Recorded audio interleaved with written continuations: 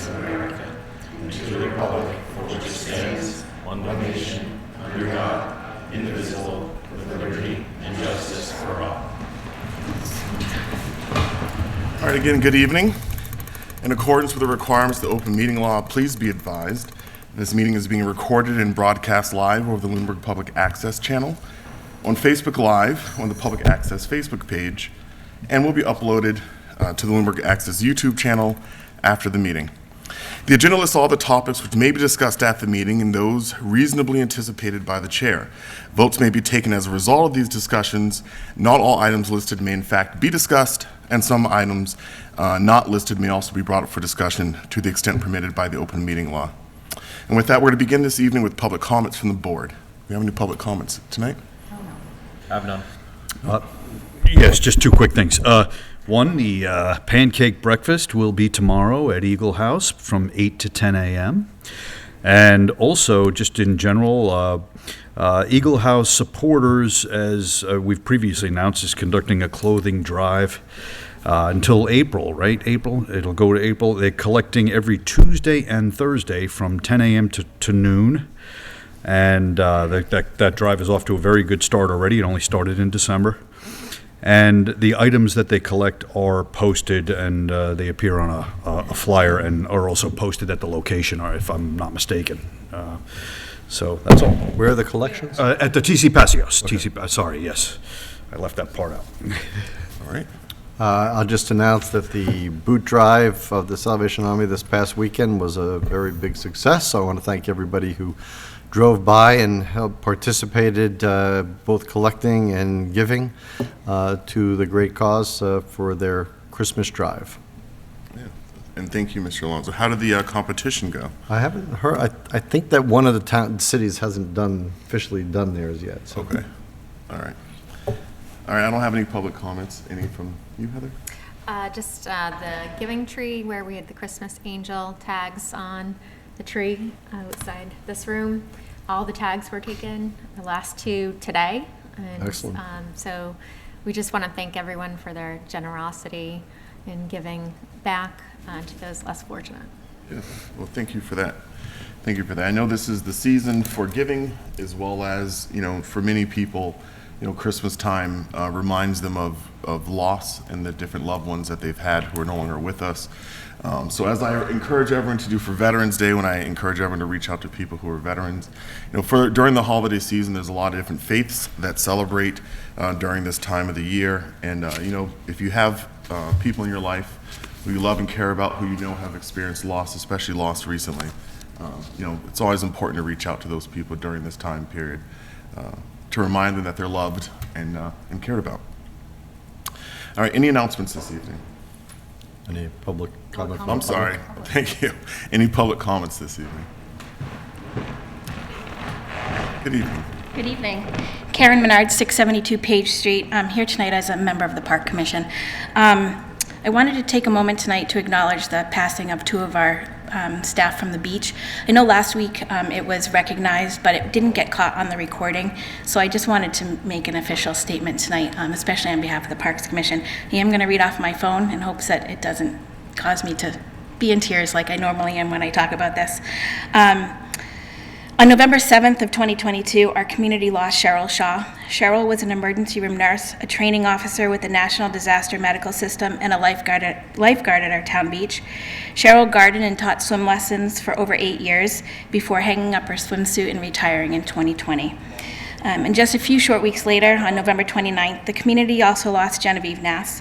I'll note here that Jen and Cheryl were the closest of friends. They ran marathons together. They were inspiring, raised their children and also grandchildren together, and in between did everything else. We had spoken with Michael Ray back in October because the Park Commission wanted to honor the retirement of Jen Nass, and at that time she had requested that we postpone it because she was dealing with some health issues, so I can only hope that what I say tonight does her justice. While we know that Jen was a wonderful physical education teacher for Lunenburg Public Schools, Jen's employment with the town actually began much earlier than that, as she started working at the town beach, and please let this sink in, during her college years. In 1987, she worked at the town beach every summer until she retired at the end of 2021. For anybody trying to do the math, that's 35 consecutive years that she was at our town beach, lifeguarding and teaching our children swim lessons. Because of her, multiple generations of Lunenburg residents learned to swim or became certified lifeguards. It was not unusual to be standing at the bulletin board when class times were released and hear a resident comment, "Oh, you have Miss Nass as a swim teacher. She taught me how to swim too." Jen's investment in the community and community's enjoyment of the town beach transcended into her personal life. She integrated her family life with her public service. Her daughters, as well as her 2 oldest grandchildren, became lifeguards at the town beach. And when Jen informed us earlier this year that she would not be coming back for the 2022 season, her daughter Liz Simeone, taking all she learned from her mom, took the baton and became the town beach director in 2022, continuing her mother's legacy. On behalf of the Parks Commission and on behalf of myself and the rest of the Parks Commission, we offer our sincerest condolences to the Shaw and Nass families, and the Park Commission and beach community will be forever grateful for their dedication. Thank you. Thank you so much, Karen. Do you have any other public comments this evening from the public? Any online? All right. You know, last night I was able to attend the Boys and Girls Club kind of thank you cookie fest. It was actually really nice, and it was really good to see so many members of the community come together to recognize all the good work that the kids are doing. And you know, I don't have kids, and so it was really nice to see the kids. They also spoke for about a good 30-40 minutes that kind of expressed to them, you know, what the community, what the teen center means to them. It was a very moving, I'd say the whole ceremony was really moving. I know that Michelle was in tears for quite a bit of the time, but it was really moving to see, you know, the good work that's happening over there, the impact, and hearing it from the kids' own mouths, and seeing the impact that, you know, that the social environment and how supportive it is, you know, just such good work going on over there, and I just want to acknowledge that and recognize that, you know, it's really vital for our community. Any announcements this evening? We said no on that. All right, communications from other boards. And to Ms. Menard, you know, we were really looking with the Parks Commissioners to have a recognition for Jen Nass, and we were looking at it. I know we were kind of postponing it because of health concerns, and then unfortunately we got the sad news. So, you know, the Select Board certainly shares in the sympathy, and as we noted last week, we recognize her serious contributions to our community, and those of her family as well. All right. So we have appointments this evening with interviews, appointments, reappointments, resignations. All right. So we want to go to a lighter note and talk about the 300th anniversary committee. And so we have a couple different applicants for the committee. As a reminder, we have 11 open positions available. And so tonight we will be interviewing with Mr. Bill Tyler, William Tyler, also with Mr. Pete Lincoln, who certainly needs, I think him and Bill certainly need no introduction. And then we also have Don Johnson, who will also be interviewing with us this evening as well. No introduction there either. Nope, none either.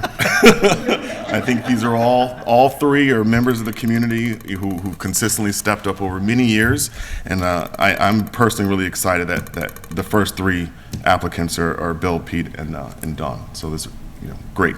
So if we can call Bill to come first, if you want to just say a little bit about yourself, your interest in this committee. That'd be exciting. And my intent is that after all three applicants come and speak and have questions from the board, then we will take motion. Right. Good evening, everybody. I've been a lifelong resident of Lunenburg, born and raised. I'd like to think that my involvement in town has provided me with some experience that would help this committee. My association with the Historical Society provides me with access to historical records not everybody's privy to, that describe previous celebrations, the 200th, the 250th, 275th, describing the other things that were done, whether parades or banquets or sporting events. I'd like to think that by that time we'll certainly have a venue to do these things. But that being said, I just want to make this the best celebration we can make it. And I'm open to any questions you have. Any questions, comments for Mr. Tyler? I don't have any questions. I don't know why we're interviewing them. I think they're all outstanding candidates for this role. Yep. I agree with Ms. Shrika's sentiments. I think they're excellent candidates to be on the committee, and I fully support them, so thank you for stepping forward. Yeah, I just want to take the opportunity to just thank you for stepping forward to do this, and I just wanted to also just anecdotally explain. Bill and I had the opportunity to work together 3 years ago, almost 4 years ago now. We put together a presentation on the history of Town Hall and the clock. And we gave that presentation at the library on April 4th, 2019. You can still find it on public access. I looked today, and I actually played some of it. But I had the opportunity at that point to work very closely with Bill. We met for the 8 weeks preceding that presentation that we gave at the library for 2 to 3 hours each Saturday morning for 8 weeks leading up to that, doing the research, recording the videos, writing the scripts for the presentation, which the presentation itself was about an hour. And it was really an honor to work with you in that capacity. Bill is a wealth of knowledge. I don't need to tell anybody that here, a wealth of knowledge on the history of the town. And as part of that, too, some of the goofing off over at the Historical Society showed me some of the neat stuff in the collection, and I really appreciate it. Yep. Anyway, that's a whole period in my life in Lunenburg that I will never forget, working Thank you. with you on that. So thank you for stepping forward. Thank you. Did you serve on any of the other anniversary I committees? did not. I attended them, but I didn't serve. Too busy raising a family at that time. I understand. No, there's nothing to say after all that. After all, you need no introductions. Yeah, well, after that glowing recommendation. I agree with what everybody said, and I'll say this, we'll all say the same thing as the other two candidates come up, so Thank you. thank you for volunteering. Yep. And Mr. Tyler, I mean,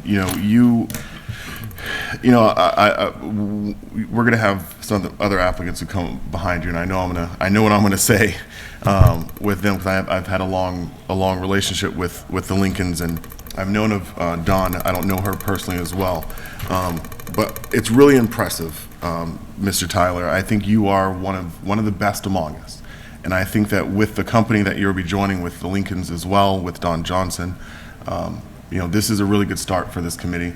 Your sacrifice to our town, I mean, it's really immeasurable. So thank you, Bill, for stepping forward. Thank you. And as an alumni of the year, I know, that's, so this gives prestige to this. I know, that's even icing on a cake. Yeah. All right. Thank you, Mr. Thank you. Tyler. And if we can have Mr. Lincoln, Pete Lincoln, come forward.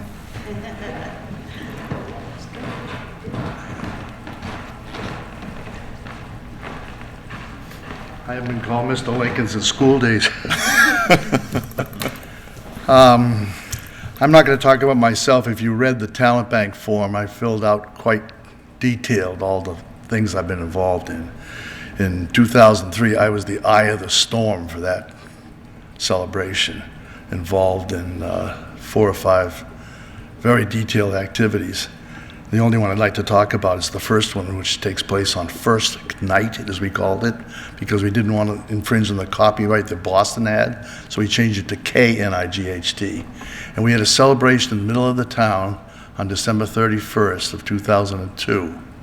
And in this room, I emceed a talent show of several different singers and groups, told jokes, and the church over here was open with kids' art.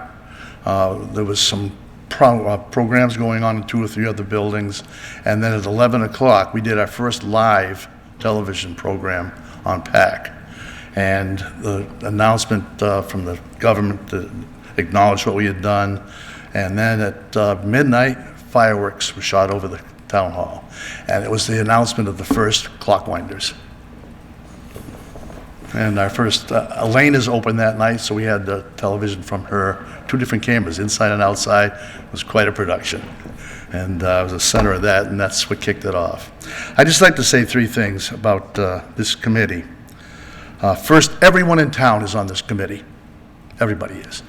Everyone participates, all the departments, all the school children, all the stores, everybody takes part in this. So it's a community effort. 2003, as far as I'm concerned, was the most together I've ever seen this town in all the years I've been here. Everyone cooperated, and it was a celebration and a lot of fun. Everybody got involved. There was nothing like it, and I hope we can replicate that again. That it's not just these 11 people. We may be steering committee, but we're steering a big ship. Secondly, 300 years is remarkable. But we're not going to just look backwards at those 300 years. I think we need to look at what those 300 years have created and where we are now and where we're going to be in the 325th celebration, looking forward. So that's part of what I think our committee is going to try to do, not just remember Samuel Page, but talk about the new pages that are coming up. And my only concern, and I've just thought of this the other day, 2028 is a presidential election year with all the attendant hoopla.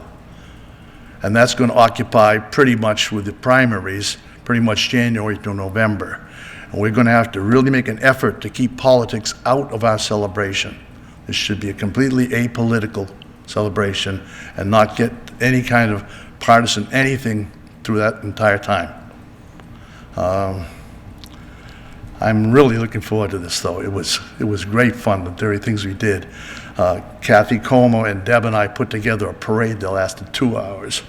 And we have to get some group, like we had the Shriners before. To get them, you have to book them about 3 or 4 years in advance. So starting this committee this far ahead of time is wise. And I'm looking forward to it. It shows. All right, any comments, questions from any members of the board? I don't really have any. No, it sounds like you're really excited. And I've got a great partner to help me, let me tell you. She keeps things orderly. I hope your partner submits a talent thing to join the committee. It's a 2-for-1. I'm very glad that you served on, I mean, it wouldn't have mattered because, again, you and all the other two candidates, but the fact that you did serve on one gives you a head start to really help the committee. Yeah. Because that celebration, we were kind of new in town. We were only here, that was our 5th year we were here in 2003. And I remember what an amazing celebration and all year round. So having somebody that experienced putting it together would be And I have a wealth of information. I have all my files still, all the ledgers, reports, pictures, a video of the parade and so forth. And I was involved in the 2050th as well, mostly with a pageant that we put on that year, and working with the red book that we have, the history book. I was asked to take photographs of all the things, and I can remember climbing right where Tom is sitting, up on a chair to get pictures of these plaques, and teetering as I've taken the pictures with film in those days. So it's been, I'm dating myself, but those two celebrations were great. And You said it wasn't going to be just a look back. I thought you were going to look ahead 300 years, and I thought you were going to get all Zager and Evans on us here in the year 25. That's 25. That's a little far ahead. No, exactly. I'm like, oh my God. But you said only 25 years. I can deal with that. Anything else? I just wanted to say, you brought back memories. I was among those clock wanderers that were introduced at that thing, and I've been on it ever since. So I've been doing that for 21 years now, 21 years now. Do you remember that? Gene Hobbs standing right out here introducing the names of the people. And also, I would say, as a condition of appointment tonight, you have to promise to serve on the 325th. Okay. I'll offer as a comment. I have a hard time calling you Pete because I've known you as Mr. Lincoln for so long. In the black community, typically a woman who is a really kind of dominant force in the sense of caring and loving is called the mother. Right? And it's not necessarily related to being someone's actual mother, but it's just the role that person sits in. And, when I coming into Lunenburg as a kid, and coming from, my parents were raised in the segregated South. And so their perception of things was very different than I think the world that, they prepared me for a world that I luckily didn't have to live in. I'm noting this because you and Deb Lincoln have meant so much to me over my time here in Lunenburg. And I really look at Deb as kind of the mother of our community in many ways. The posts about all the different communities all the different communities and kind of that you guys have gone to, and those relevant things, relevant people from those communities, all the engagement that you've had, just your general warmth. I really appreciate you, Mr. Lincoln.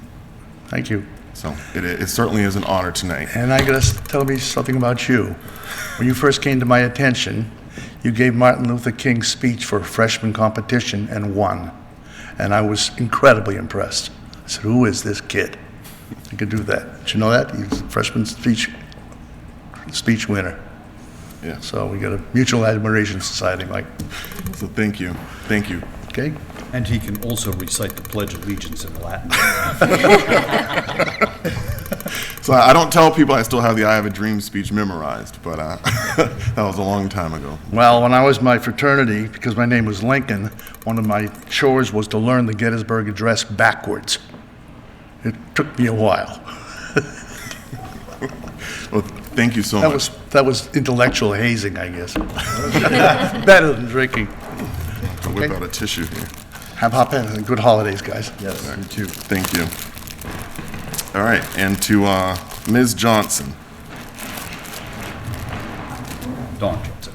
Dawn. Hi, thanks for having me. Okay. Bill and Pete are very tough to follow, but I will speak a little bit about why I want to be on the committee.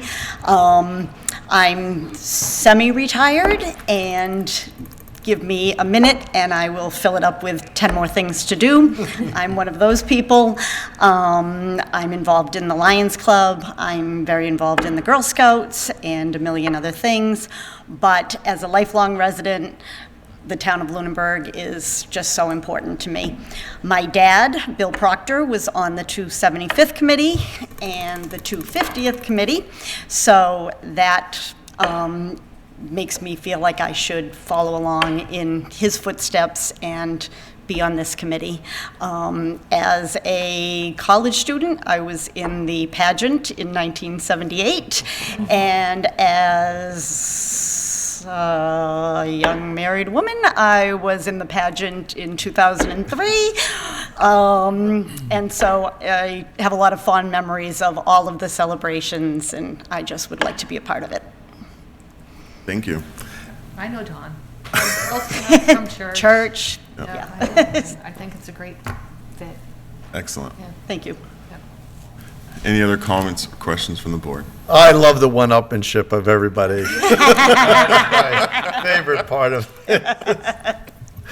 How many years have been here? I was going to joke and say, well, I think the Proctors are here a little bit. They've been in town a few years. Yes. So I know your Over dad. 100 years. I know your dad would be incredibly proud that you're taking the banner, as I'm sure your siblings are too, to do that and all of that, and all of you. I think what a great start to filling out this committee, and I hope that we get the next batch of people who are, equally rooted, or at least semi-equally rooted, because it would be hard to beat the longevity and the involvement of the three of you. So, I couldn't be happier with the start we're off to, especially with all the experience of the other anniversary committees and the other anniversary celebrations. So I think that brings a really great history in and of itself.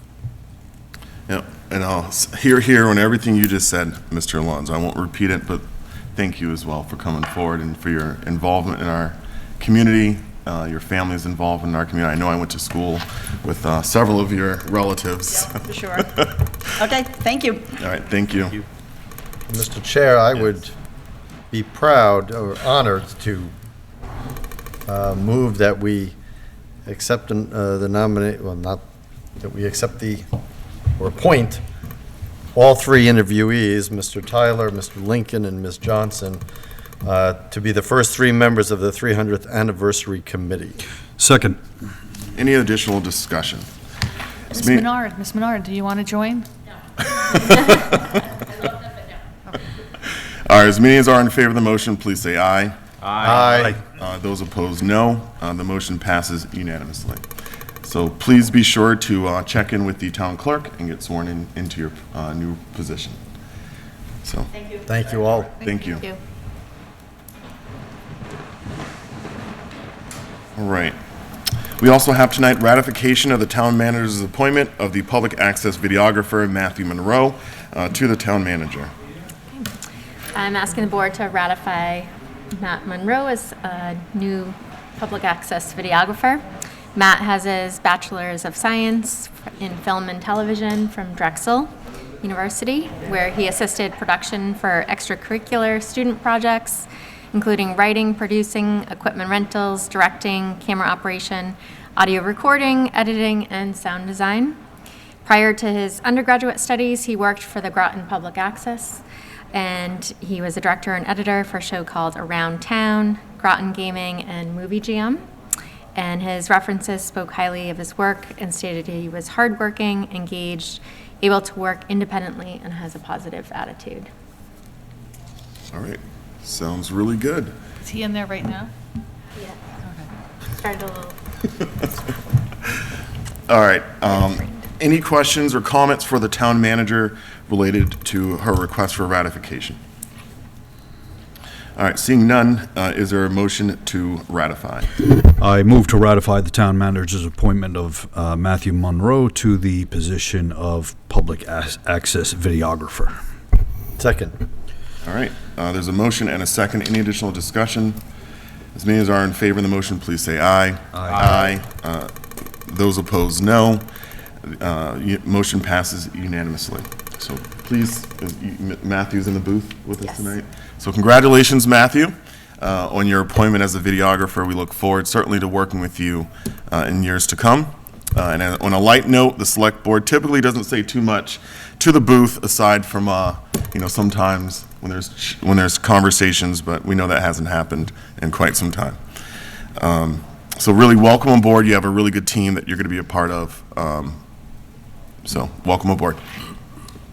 All right, we have a workshop tonight. We're going to be going over the select board policies and procedures regarding appointments, and then also a remote work policy. But before that, we will hear from the town manager for the town manager's report, and then I'll ask the town manager after the report to introduce the remote work policy.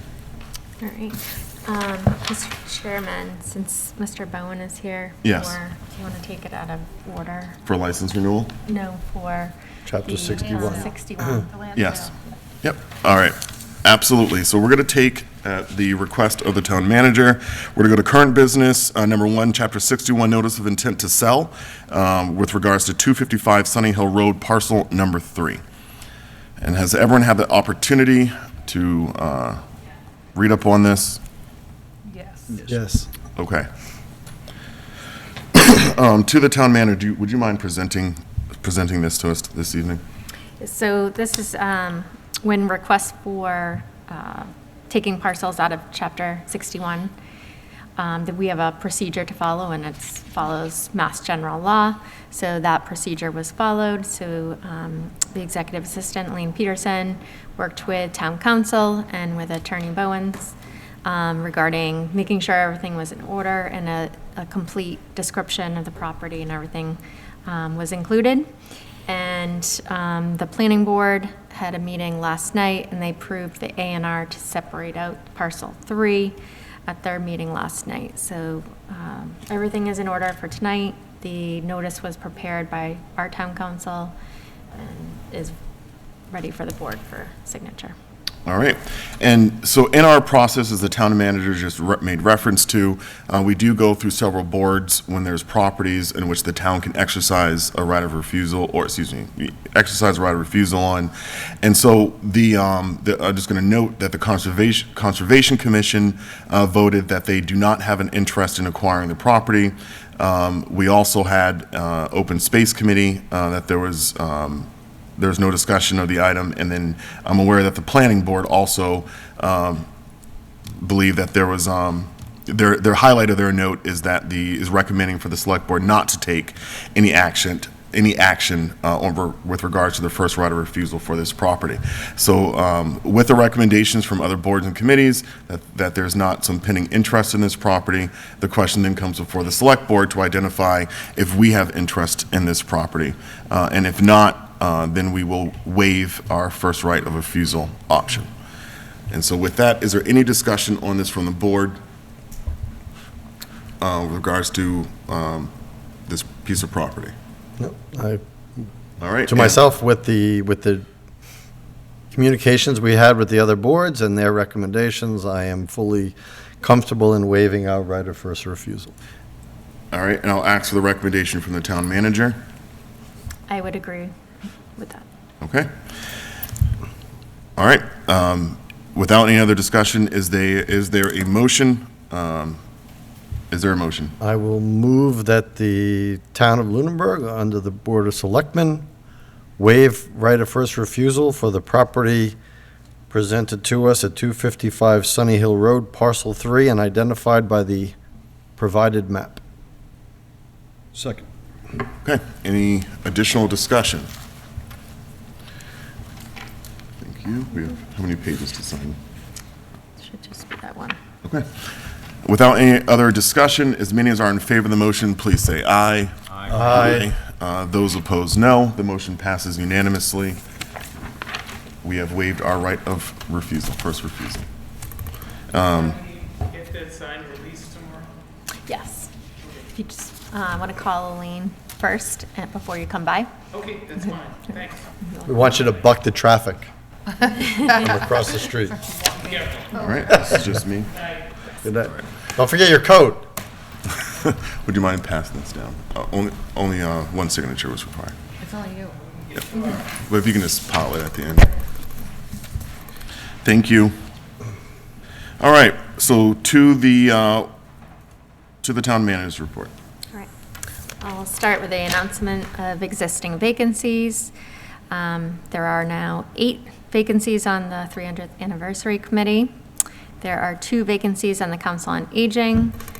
There is 1 vacancy now on the Finance Committee. Yes, tonight, he is actually in attendance. Oh, that's. So, yeah, I was so like saying- Cesar Nuzzolo has been appointed by the FinCom Appointment Committee just before this meeting.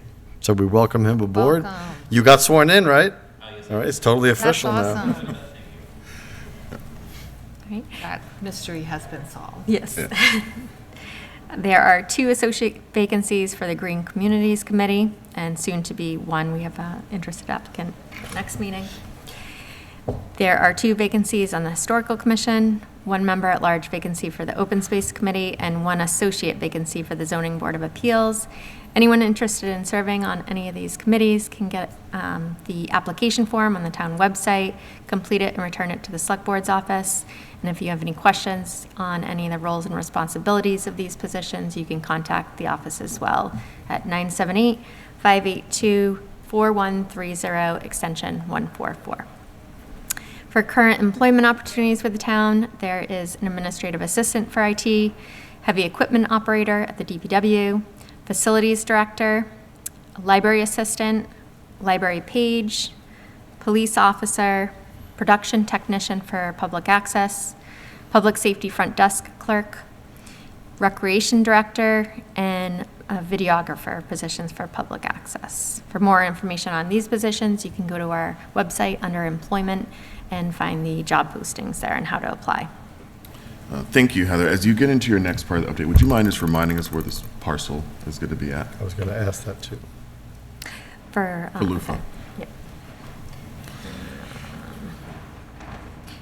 Same property as where Bright Farms. Okay. Behind The same Walmart. exact, yes. Okay. So an update on the discussions with Loofah Farms. We had a technical review meeting yesterday as an opportunity for them to review the scope of the project and for relevant town officials to ask any questions or note any concerns about the project prior to the permitting process. The land use director, police chief, fire fire lieutenant, conservation administrator, principal assessor, board of health agent, water district superintendent, DPW director, assistant sewer business manager, and I were all there representing the town. And Lupa Farms had representatives from their company, as well as their engineering company representatives, and Mr. Powell, the current landowner. The total project cost is estimated at between 75 and 85 million, with an estimated construction cost of 50 million out of that cost, and would add an estimated 350 jobs once they're fully underway. Their unique business model of being an online farmers market that partners with all different businesses in the region would be evolutionary for this area. They expect to file permitting applications in the spring and hope to begin construction in Q3 of next year. The principal assessor is currently working on the real estate valuation, as that would be our starting point for discussions with Lupa Farms for a tax increment financing agreement, and this would ultimately need to be voted at the annual town meeting. So I'm really excited about this project. I think it's going to benefit all our businesses, where they can partner with them. Their delivery methods of using electric vehicles with small trailers attached to them, I think is also added value for being a green community, and partnering with all farms too. They quoted about 90% of their product is outsourced. You know, it's not entirely from their greenhouses. So just a great project in that they chose Lunenburg out of everywhere. Nice.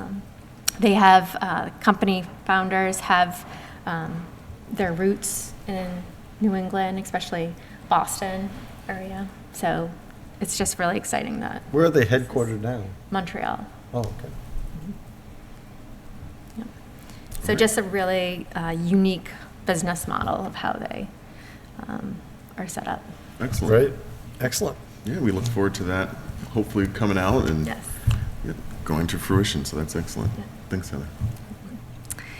Update on grants. The fire chief received the Emergency Management Performance Grant in the amount of $3,500, and that's to be used on technical rescue and dive rescue equipment, including tech rescue helmets, single gas CO meters, and tactical trauma medical supplies. And he also received notification that the fire department was awarded the firefighter safety equipment grant in the amount of $14,869. This would be used for hoses, nozzles, hose fittings, and adapters. So congratulations to the fire chief and his staff that applied for those grants. Update on facilities and grounds projects and repairs. The public safety building chiller project has been completed, and we will issue the final payments for that project shortly. Great. Yes. The TC Passios building requires some repairs to the sprinkler system, which will cost around $6,000. And this work has been requested to be scheduled to be done. Was that identified in the in their 5-year test? They had a recent inspection. Okay. Yeah. But in the interim, there's no actual diminished capacity, just parts identified that are due for Right. replacement? Got it. Okay. Things that I spoke with the fire chief on that Yeah. aren't necessarily like immediate repairs, but we should do as soon as possible. Yeah. The Ritter break room is getting closer to completion with the drop ceiling, flooring, and already made cabinets to be installed soon, and I expect that to be complete in January, early February, that project. And once they're finished that, they'll be working with the town next on making and installing new cabinets at the Eagle House for their kitchen project. Is it the same group, or is it changing after the new year? That I don't know. It just would be their same divisions with, the cabinetry making. Okay. Everything's made at Monty-Tech. as Okay. far as- Great. The DPW recently lined up repaving the circle driveway at Eagle House and restriping the parking spots. And the fall cleanup has been completed at all the town and park properties as of last Friday. Department head updates for IT. The email migration for the board and committees is complete. There are still some stragglers that didn't do their login before that deadline of migration, but SUSE IT is working with those individuals as they come in. The new distribution lists have been created, and town staff are auditing those lists to make sure everyone's included on them. And we have signed an agreement with Civic Plus to create a new website, and over the next 6 months, they will build out that new website and then train the end users. And this is new website for the town? Yes. Excellent. Is it going to be on, are they just designing it on the same platform, or is it changing the It's a total platform? completely different company. Okay. Yeah, whole new platform. Yeah, Civic Plus does a great job. They do, and they have a lot of communities that they do. Yeah, the ones that they do, it's really amazing. Yeah. So, So I'm excited about that. And should be even easier on the back end as well. all right. For the assessors, the tax rate was set at $14.62 per thousand. The data collection services began last month after the special town meeting that approved that funding for that. From land use, the land use director reported on the RFP for the master plan, and that once the project begins, it will take approximately 2 years to complete the master plan. The land use director, police chief, and DPW director met with PJ Keating about the Leominster Shirley Road intersection with the rock cropping, and agreed that signage notifying travelers about the intersection would be the best solution at this time. There's a lot of ledge, obviously that rock cropping is all ledge underneath, so they would require blasting and everything, so it's a very difficult area. But they're willing to work with the town and to keep that brush low as well in that area for travelers. The construction at Lunenburg Central is moving along well. Their goal is to process all approvals for certificates of completion and occupancy by the end of the first quarter of 2023. Wow. Gangbusters. Their marketing efforts have been launched into high gear with an expected 3 to 5 tenants that they're looking to attract. The planning board is looking at rezoning Chase Road from residential to commercial to address future development of that area. And the Economic Development Committee is looking at revitalizing the town fair this summer. Oh, great. Maybe Lou, under committee reports, can add more about that. The Council on Aging held a ceremony for presenting the Boston Post cane to Emma Mello yesterday, which I attended. It was a great ceremony. A lot of her family was there. They said this likest attendance they've had for a Boston Post cane recipient. She had grandchildren to great-great-grandchildren there. Wow. Yeah, so she's 99.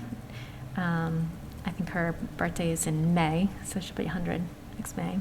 Excellent. And just a wonderful life story. She served the country during World War II, she worked in factories to make military tent zippers.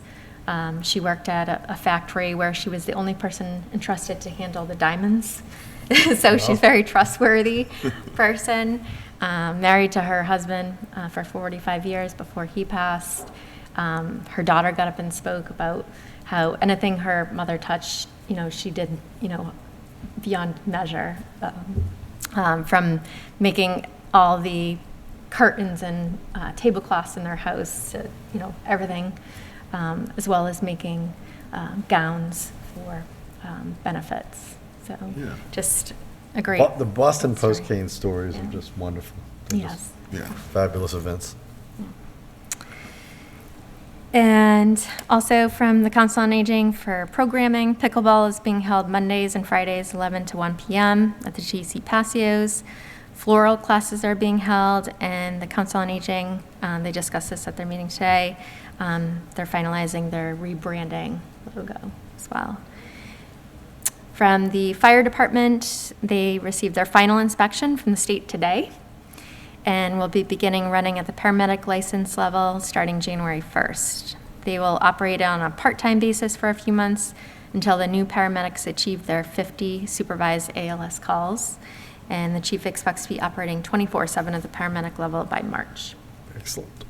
So that's been a long-term goal of the department, so it's very noteworthy that they achieved this. From the DPW reported that the crosswalks and parking spots in the town center were complete, and everyone wants to know every Tuesday now, the line striping company is still being non-responsive. On that, I did see a question pop up on social media, and I'm not usually one to report on this, as we all know, but about paying someone to do a job and them not doing it. Now, typically, we don't No pay on the one's been front end. paid. Yes, I just No. want to clarify that we haven't actually paid them any No. money. Okay. No, actually, we can't pay Yeah. anyone for services not rendered. Yep. No, I'm aware. But I just want to make sure that that's out there in the public sphere, that that's not usually how we operate our contracts, that we pay on the, depending on the arrangement throughout or on the back end, but we don't pay on the front end. Correct. All right. Not in my report, but I want to report on is the Eagle House for their ADA project, and this is something that the Capital Planning Committee has been talking about, the parking lot project. There were questions from the committee about different factors about cost, what's included in that cost, as well as, what am I missing? I think that was essentially. Any kind of impact on the, Kids. on Kids Kingdom? Right, if that was inclusive whatever- of the $150,000 request. And so the Council on Aging Director and I met with the engineer last week from McCarty Engineering, and he was supposed to go back and look at the costs, because that was a ballpark number based on the square footage of that project. But it was supposed to be inclusive of everything: drainage, pavement, guardrail, all encompassing.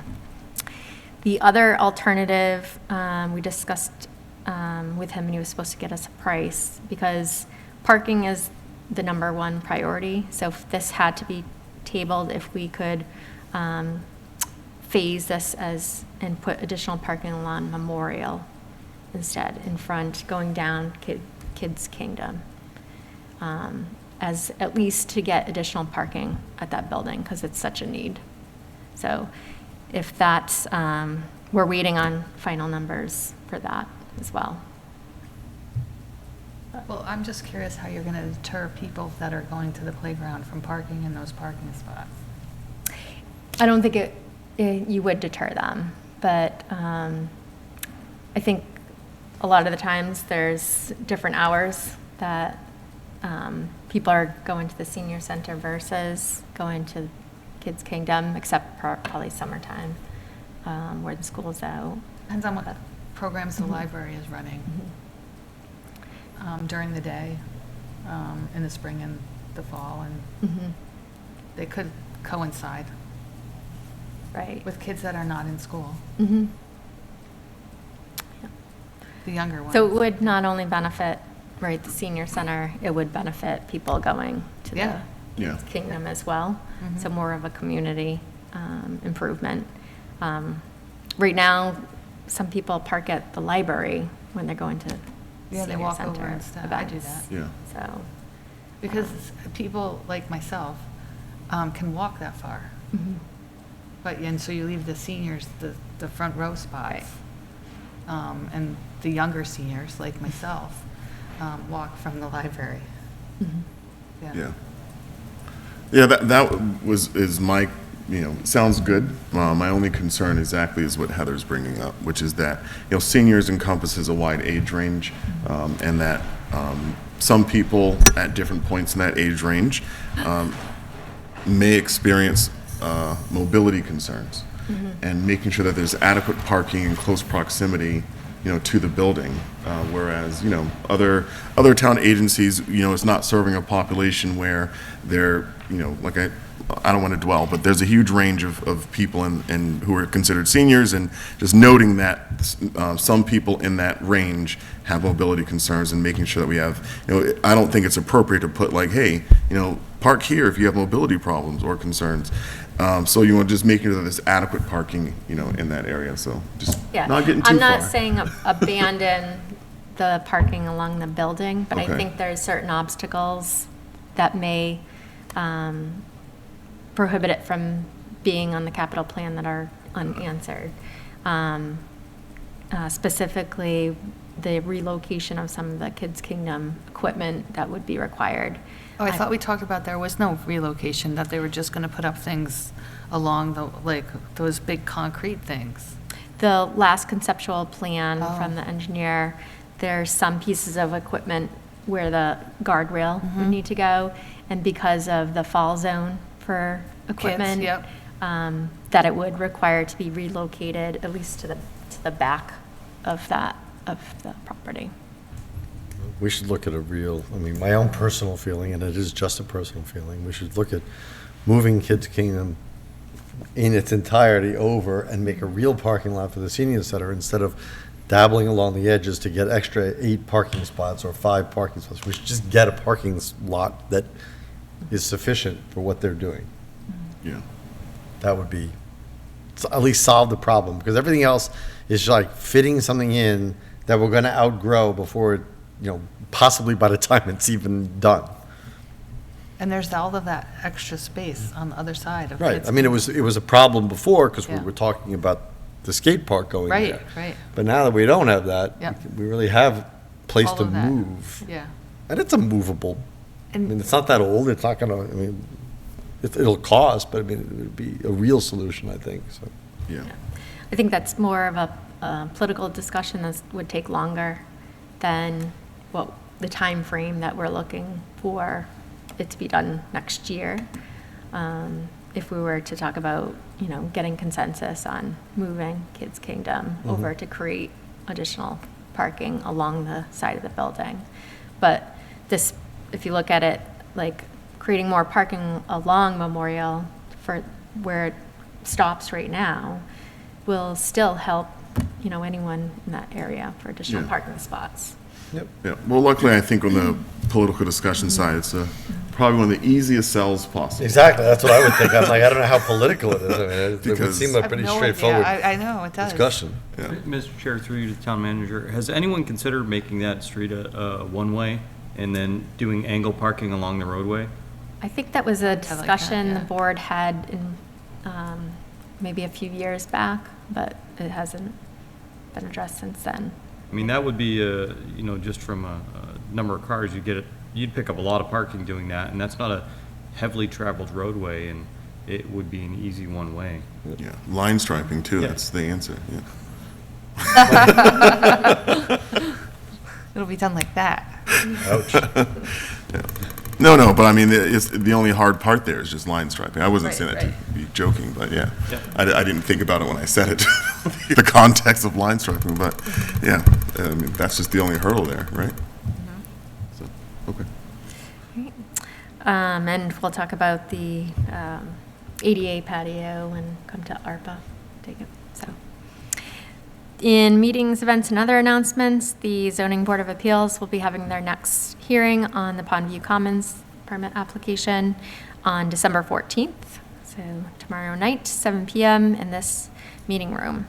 And that will also be via Zoom as well. All town offices are closed on Friday, December 23rd, in observance of Christmas Eve, Monday, December 26th, in observance of Christmas, and Monday, January 2nd, in observance of New Year's Day. All right. Okay, thank you for the town manager report.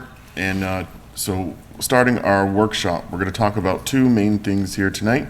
The remote work policy, and then also the select board policy and procedures with regards to the appointment policy. Are you able to share the work policy on the screen so those at home can hopefully read along? So while you're doing that, Heather's going to present this, but the gist of this is that we created a telework policy during COVID. And it was a temporary policy really related to COVID. I think in the, as we're in this mostly post-COVID kind of world, we still have it, but I don't want to say post-COVID because I'm sure people are still getting it. But now that we're on the back end of this pandemic, I think there's been a recognition that there are certain roles and positions where hybrid may be a good idea. And then also that, as many of us have noticed, when we're not feeling well, it's not good to come into the office, but we can still often perform our work in a capacity remotely. And so to the town manager to present this, I don't want to steal your I thunder. think you did a good job. I don't think I need to do it. No. So wait, when people don't, could they call in sick or no? Say again? So you just said that people can work from home when they're not feeling well. Does that mean they're not taking sick time? I think Heather's going to present this, but I think that as I've read through this, I don't think that you should present it that way. I think to clarify that, thank you, Selectwoman Soroka, to clarify that, I think it's, what Heather's going to identify is that there are opportunities where people, like if you have a sick member of your household, that there could be opportunities. And Heather can, why don't I stop talking and let Heather take it over? No, you didn't read it then. Because I did read it. But no, that definitely says that you shouldn't be taking No, taking no care of it. dependent care. Yeah. That's It up. specifically That's says that definitely- in the I must have missed that. policy. So, thank you. Okay, come on, man. That would be a stipulation that, that there would be no dependent care involved. Yeah, maybe I misworded that. I read it to understand, you'll get to it, that if someone, like if you're in your home, right, let's say we have an IT person and it's their day that they're in the office. And if that person has a sick person at home, they don't want to accidentally be contagious, does this cover them to be able to have the option to work from home? Right, versus, they're not. They're not home taking care of a kid. Right, Yeah. or they're not sick themselves where they're incapacitated to work. But it would allow operations to continue, but it's all on approved basis by the department head and myself. Yeah. Okay, I want to make sure I didn't misrepresent that, because I know that many companies, including the one I'm with, we do it all the time. Okay, sorry. So this is really mostly for unique circumstances where telework would benefit the town for continuity of operations. And it, for scenarios that I foresee would be a temporary solution. There may be times in the future where if we don't have a space for a position that is actually more beneficial to be remote, like say an IT type position, that would allow us to do that type of work. But primarily, I think it's in the best interest for our type of, we deal with a lot of front-facing personal interaction with residents, that it's always in the best interest for employees to be in the office. But there are unique situations that come about that would provide the opportunity for a little flexibility for a certain period of time and allow for things to get done still for departments. So before we walk through this in detail, can you give us a couple of scenarios in which this would apply? I know that I threw a couple out there, but do you want to give us some scenarios in which you would see that this policy, specific scenarios, examples in which this would be implemented? So say if I'm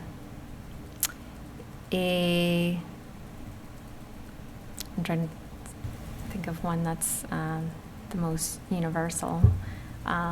Do we have anybody right now that is looking to work at home? There is for temporary, yes. I don't want to call them out specifically, but Okay, so that person so went to this policy. rather than allowing them for their usual hours of work, where it's during town office hours, if they were to work remotely, their hours could be fluctuated and accommodate their Personal schedule. Yeah, personal issue going on. So would an example be, let's say a town employee is going to be in a 3-day training seminar and it's all on Zoom. Could they utilize a remote work policy for that, to take all those trainings from the home? That would probably be an acceptable, Okay. scenario, but again, it's all has to be approved through the department head to make sure it accommodates the needs of the department, and it doesn't apply to all positions in town. There's going to be positions that cannot work remotely. Yeah. Okay. All right. So working through this, so we have the definition, it's pretty clear on what this is about, and then the scope, which I think is really clear. You've noted that the town reserves the right to mandate remote work. Can Yeah, so just to, I should have stepped back. So a lot of this language is the same as the COVID policy that we had. So that was a mandated remote work that was in that policy as well. Okay. Can you help us understand a circumstance in which remote work may be mandated in this policy? COVID, the public health crisis. Okay. All right. Like we had during COVID. So this then becomes a catch-all. I know you and I have, so Heather and I talk about a lot of things before the meeting, so I'm asking you these questions, although I know the answer, just to get the answers out in the public. And then hours of work, as far as how much time employees are allowed to work remotely, that's pretty clear. Do you want to expand upon that in any way? Right, so if an employee is typically scheduled to work 36 hours a week, that requirement would still be in place. Okay. So they had to rearrange their hours to meet that 36 hours remotely. All right. That would be an example. Now, in the next session, you get into kind of the remote work location, and kind of the key things to note here are that, this is a privilege, and that the town's not going to pay for someone's Wi-Fi connection at home, that's needs to be their own expense, but that they need to demonstrate that it exists. Right. Okay. And then you're pretty clear in dependent care that, this isn't a substitute for child care. But as I was noting earlier, unrelated to child care, that if you're in a circumstance in which everyone in your household, like what we've all been going through for these last few weeks, where half your house is sick or everyone in your house is sick, would this then allow an employee to come to you to say, hey, everyone in my house is sick, it's not COVID, I'm worried that I might be contagious, but I can still do my job? Right, that would be an example as well. So to their department head and then to me, yes, for approval. Okay. How far in advance? Well, typically, at least a day. But they can't call in that morning, is the Right. point. Yeah. Because that would just be a sick day then. Yeah. Yep. All right. All right, and then compliance with town policy, security of information and records, equipment and materials, and other costs. Are there any limits in here at all about, kind of how many days in it, as you envision this is kind of a really kind of worst case scenario. This is not the active policy, this is not the active process, but as I think what I'm hearing from Selectwoman Troca is she's bringing up a really good point, which is how do you measure that the remote policy is not being abused as a substitute for sick time or something else? I think that's where the department head gets involved as far as work productivity and making sure everything is getting done that's supposed to get done, same as it would prior to such an arrangement. Okay. All right, so I know my questions were kind of walking us through the whole document, so that way we didn't have to while it was on the screen so everyone could follow along, but that way we wouldn't have to read the whole thing. To the board, any questions at all? I have questions on liability. So sometimes when people work from home and they get injured at home on the job, then they have a workers' compensation claim. How are we going to determine that? It's listed in here. It is listed to a degree. So how do we know they're on the job when they got injured in their home? That it's, I think B covers that. You said something about other people in their house getting injured. That's C. Right. That's That's in C. liability. You have liability, the whole three points, A, B, and C. Workers' comp does not apply to Okay, so injuries of during third work, parties. you're correct. During work hours. So if they're during work hours and they get injured in their own home, then it automatically falls onto workers' comp? Is that what you're saying? They could go to get a tea in the kitchen and trip and fall during Well, work it's hours? Limited to designated work areas. So So they're say going to it's their give, home- they're say going it's to. in their office. So they're going to provide the work office layout to the town prior Right. to them doing any work at home. Right. Is that everybody who applies for this? So like if they're calling in sick or not having a sick day, they're going to work from home. They're going to have a pre-approved plan for their work area, is what you're saying. You're, because if somebody falls in their home in the non-pre-approved area or the pre-approved area, and That's a there good have been point. cases of this already, where people apply for workers' comp from working at home. Maybe not in the town of Lunenburg yet, but it has been taking place. And you're just going to assume that our employees won't do that. So I'm just saying, are you going to have people take pictures of their work area and submit it prior to working at home? So, I mean, having not had to do that prior, I think would be worth, doing so, making sure we at least know there's no safety hazards within Right, that space. because they could trip over their own wire, and then it will be our fault, and they'll be on workers' comp, and we're going to be paying for it. Well, they work from home, which is a nice perk, Can, is what you just said. can we waive? I we- can say that those same provisions were in our COVID temporary telework policy as well, and it wasn't an issue as far as any incidents Yeah. occurring. I would use the pandemic as an outlier. I think normalizing remote work changes the situation a little Yeah. bit.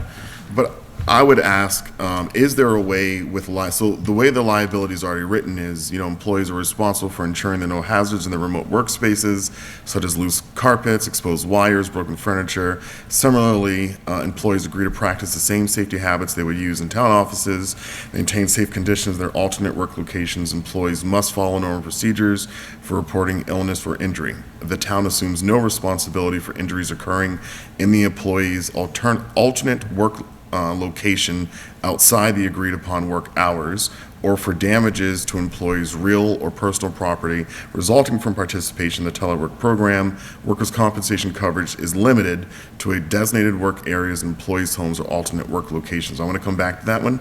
And then C, workers' compensation does not apply to injuries of any third party or members of the employee's family on the employee's premises.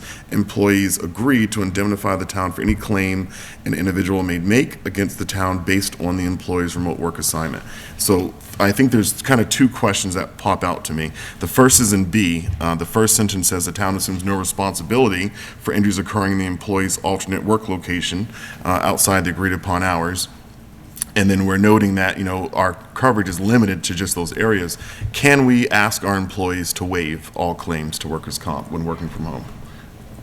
I do not believe so. Okay. That was the question I had. I would say that if you are not mandating, since you are saying in your own policy here that it is, I want to make sure I use the right It word. was a privilege to work from home. Right, exactly. It is a privilege, not an entitlement. Right. Therefore, if I'm not mandating it, Correct. then you should waive the workers' comp. Yeah. Unless it's done. mandated that you work from home Yeah. for whatever reason, then we'll cover it. But if you're choosing to do it, And then it's I'm a not going to privilege, cover you. And we're working with you because you have personal things going on in your life, then you should waive it. Yeah. I'm think people are already taking advantage of the work from home, and I think that they'll take advantage of other things. I truly believe that. I think if we check I with Labor will- Council about whether that's legal. We'll check with our insurance company, because they Insurance. would be the one that, the workers' comp claims. Well, then maybe would they go need to to, go and check out houses too, because we have no idea where people live and what the situation is at their home. They could trip over their dog, for all we know. And because my husband works from home and the dog is there often, Well, I mean, you have that work situation. again, because it's a Yeah. privilege and the people, Yeah. we're not asking them to do it, we're offering Right. it as an alternative. That's one of the reasons we should do it. I mean, are there people out there, if you offer limited workers' comp, will they potentially abuse it? Sure, but people Yep. abuse anything, but Yep. most people won't. I mean, so, Let me note this, though. We just had our meeting with our insurance rep to review our claims. Claims history, yeah. She said our workers' comp claims are the lowest that she's seen.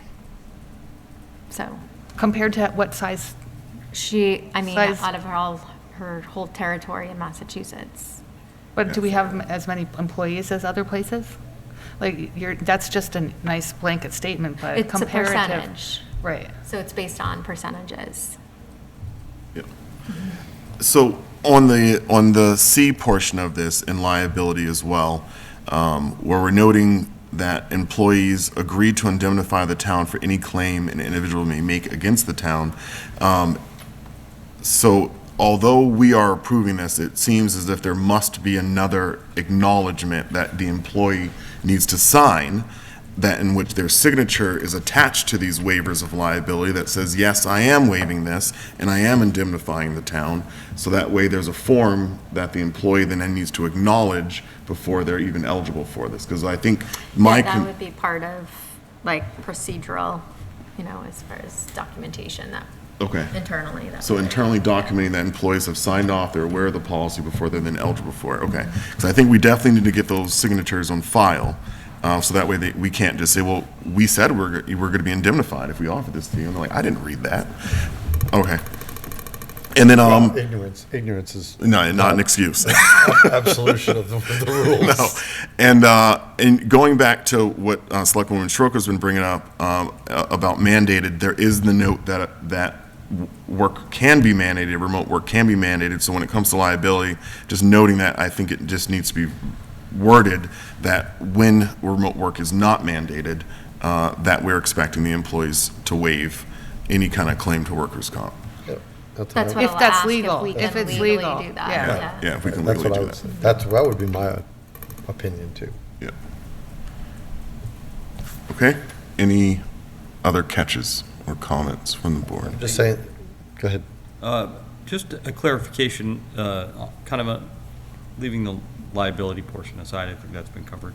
In terms of equipment personnel, because my understanding based on this is that most of this is going to be remote work on a computer or something like that. Many folks who work on computers have a setup in their workspace that may be multiple monitors and things like that. Is the town going to provide additional equipment? No, it would be, so pretty much all our employees are set up with laptops now with docking stations. So because of COVID, we went that route after. So there would be no additional equipment needed. So for- however they set their workspace up, that would be at their own expense for their own convenience? Correct. Okay.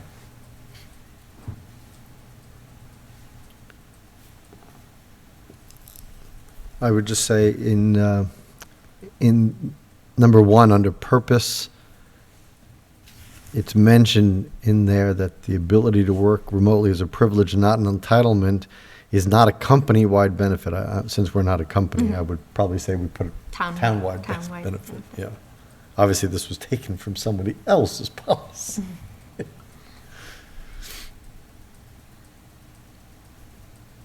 Otherwise, I think it's well-written. I'm for it with that liability portion that we just discussed, if we can do that. Very clear. Yeah. And any other comments? I'll offer one more. I really appreciate the second half of the first paragraph that really speaks to, I think, the position that the board has said previously, that I know that you have, which is that the town maintains that conducting town business within town offices is preferred. And I'm glad that that's in here. That's really clear on the position that we take, and noting that this really is an exception, not a normalized case, although I can imagine that for certain employees, IT being one of them, that, they can do a pretty big chunk of their job remotely. When I receive IT services, almost all of it is remote, so. All right. Any other? I would like to commend the town manager on the policy and also on the non-presentation of the presentation.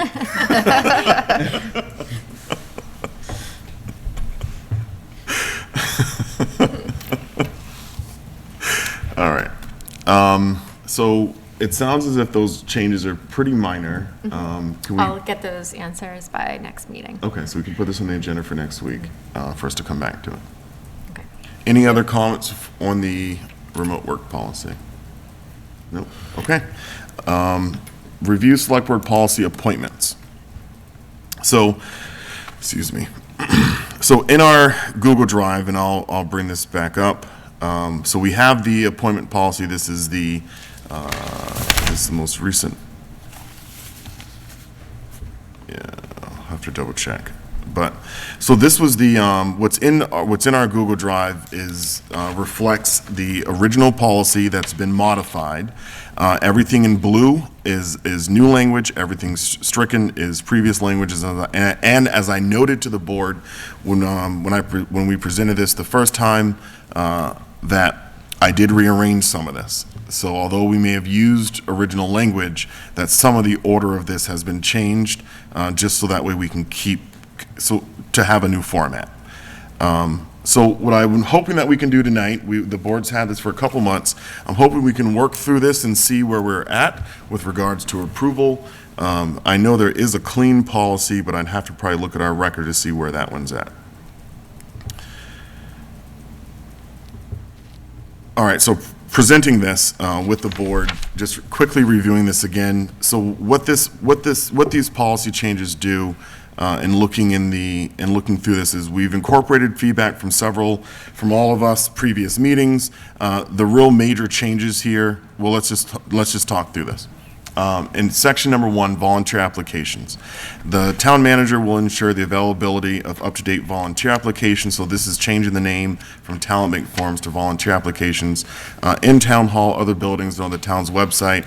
She or he will also ensure that completed volunteer applications are maintained in an organized, easily retrievable manner, that receipt of the completed application is acknowledged, and that the resident who submits applications be given a sense and copy of the appointment process. That as board vacancies occur, the town manager will ensure that local newspapers are advised of the vacancies, and that vacancy notices are posted on the town bulletin boards and advertised on the town's website and local cable television channel. Vacancies shall be so advertised in the town's bulletin board for no less than 10 days per section 7-10 of the town charter. As practice, the board shall appoint on or after the 21st day. It's 14 days. It does. I don't think this is the most recent version. Oh. Yeah, because I know that we had talked about that previously, and the charter does say 10. I'm just looking at what was edited, so. Yeah. Do you want to Yeah. see if you can find that? Thanks. Because there were a couple minor changes. Heather's going to look and try to pull that up. As practice, the board shall appoint on or after the 21st day following the posting of a vacancy. Any comments, questions on one? Does when she read them out loud count as a posting? Because she reads them at every meeting. What do you mean? She reads all the vacancies Yeah. in her town manager's report. So does that count as a posting? Do we still have to post it? We have to post. Still have to post it? Yeah. Okay. I would say that the last sentence of the first paragraph either has to say residents who submit or resident who submits, one of the two. But I would say residents, it should be a plural, that the residents who submit applications be given a sense, I don't even know what that means, a sense and copy. That's a weird term. I don't know what a sense and copy. Yeah, so I think. Just a copy of the That was appointment in their process would be original, fine. yeah. Okay. The copy, right? Just a Right. copy? Yeah. Got it. So those two changes. And who submitted?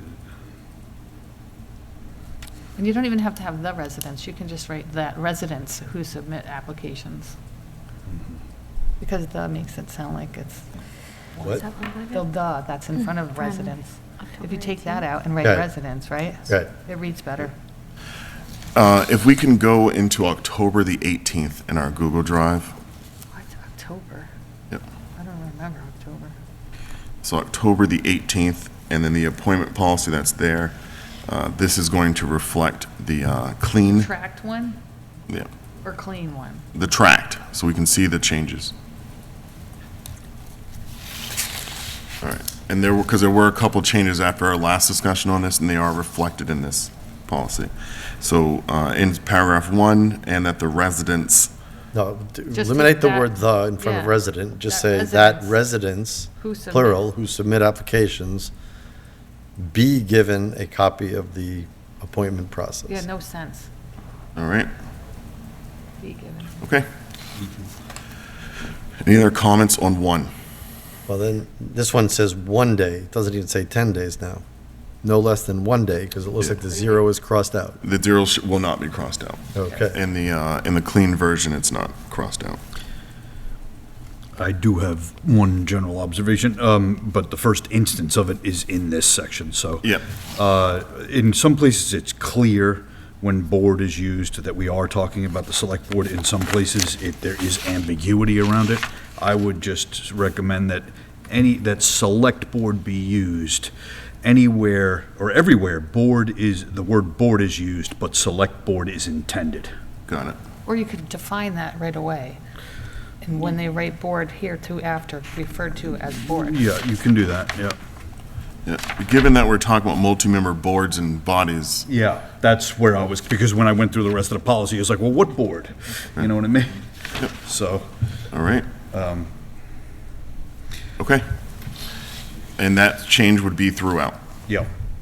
Okay. Appointments. Subject to applicable state laws, state law and the town charter, the board shall make its annual appointments at the first and second regular meetings in June. Appointments made at those meetings shall have terms beginning on July the 1st and expiring on June the 30th. In addition, as the need arises, the board may make appointments throughout the year for terms to take immediate effect with expiration dates of June 30th. Terms shall not exceed 3 years unless specifically allowed by Massachusetts general law. Any comments on that paragraph? Next, appointments shall be based on merit and qualifications that relate to the duties of the subject board, committee, or position. Where possible, the board will seek variety in backgrounds, interests, ages, genders, and geographic areas of town so that multi-member bodies reflect a true cross-section of the community. In order to attract qualified and interested persons, the town manager shall provide a list of vacancies to the board by March 15th and employ a multimedia strategy by April the 1st to advertise all vacancies.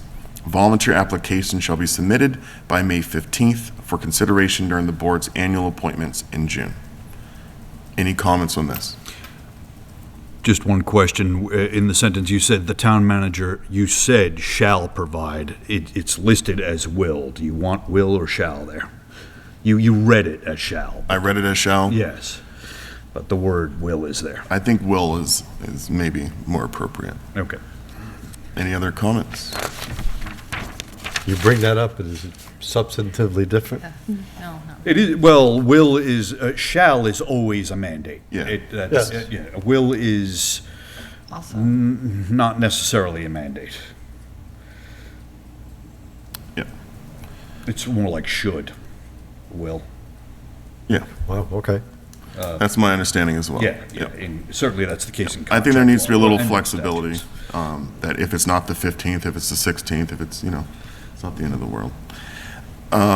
Next one is the town manager will ensure that the select board receive, with its board material for the first and second meetings in June, a list of appointments to be filled by the board that includes all applicants with notations for those seeking reappointment.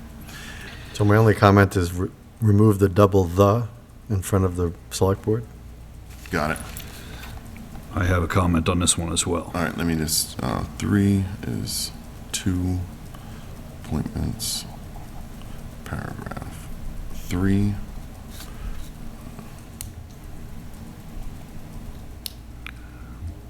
Okay, Lou? Rather than a list of appointments to be filled, we're not filling appointments. I'm suggesting putting the term vacancies there. Okay, Since and it's where, vague. I would agree. A list of vacancies instead of a list of appointments. Yeah. I would concur with that. Okay. And I would also say that the first sentence, the start, the town manager will ensure that the select board receive, I would take out with its board, just put all material for the first and second meetings in June. I mean, you're already talking about the select board. yep. maybe say all necessary material for the first and second meetings in June.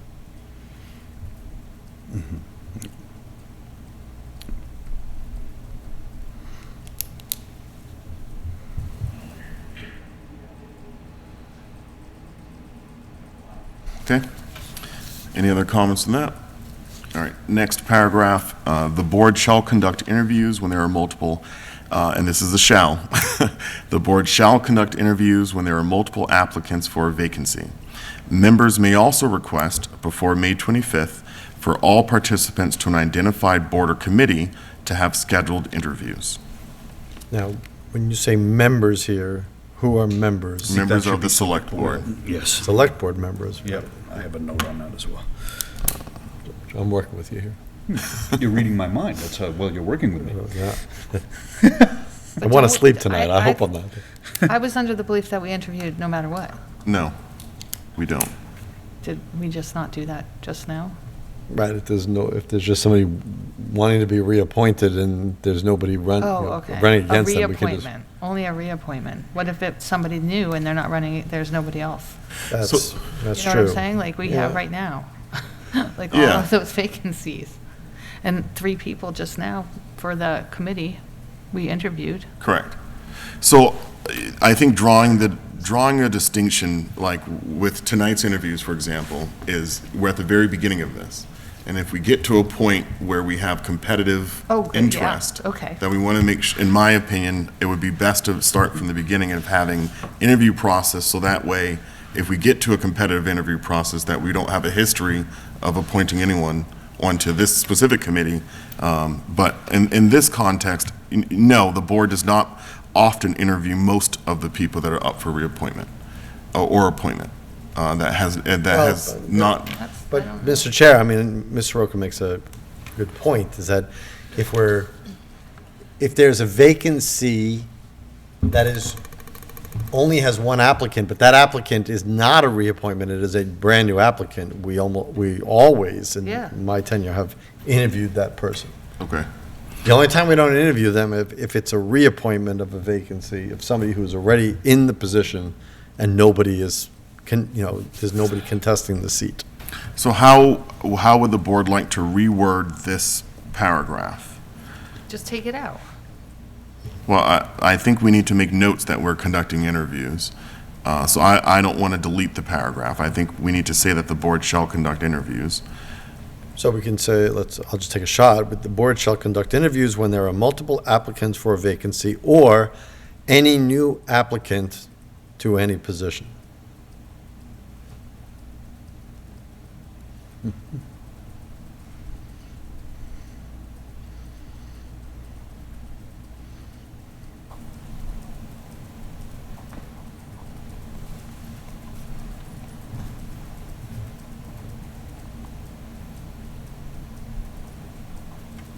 But in reality, if we have one person coming in for a role that's been open, we're not really going to say no, are we? You can. We can. So with the language, the board shall conduct interviews when there are multiple applicants for a vacancy or any new applicant to any position. Members may also request before May 25th for all applicants to an identified board or committee to have scheduled interviews. Are we all in agreement with this language? Or, I'm fine with that. okay? But don't forget, we're changing members to select board members. Yes, and we're changing members to, my note says add select board before members. Okay, reappointments. Chair, to the yes. extent you want to take a break from reading, I can. I certainly will call on you when we, soon, Lou. We're gonna get to ad hoc, when we get to 4, let's switch over. Reappointments. Reappointments shall not be automatic, but the select board will consider the appointee's contributions in the role into which they are seeking reappointment. As part of the annual appointment process, the town manager will ask incumbents whose term will expire on June 30th to complete and return a reappointment application by April the 30th. By May the 10th, the town manager's office will forward the reappointment application to the other members of the multi-member body of which a resident is seeking reappointment, and request their review and response relating to the reappointment of the person prior to June the 1st. The board will review and consider such comments. So again, that last sentence would be the select board, I'm assuming. Okay. And I'll make sure we do that throughout. Any other comments? 2. Got Yes. it, Lou. I'll go in reverse order, up Thanks. the paragraph. Yeah, By I'll go back and Lou. By May 10th, the town manager's office will forward the reappointment application to the other members of the body, I would say to which a resident is seeking reappointment. Let me see what part The of this. multi-member Right after body. multi-member body, Yeah, Got he's it. saying change of which to which. Okay, to which a resident is seeking reappointment. I'm gonna find it. And I'm not sure Or you could take that out resident both. shouldn't be applicant. Yeah, All right. yeah, Be so- agreed. So you are midway through, is this correct, Lou? By May the 10th? Yeah, that sentence, The yes. town manager's office will forward the reappointment application. To the other members of the multi-body, I'm sorry, Multi-member to multi-member body to which, Okay, Or you could just write which. Which a resident, you don't have to write of or to. I think you need a to in there, to which a resident is seeking Or reappointment. applicant. Or to which an applicant is seeking reappointment. Multi-member body, which the resident- Applicant. the applicant.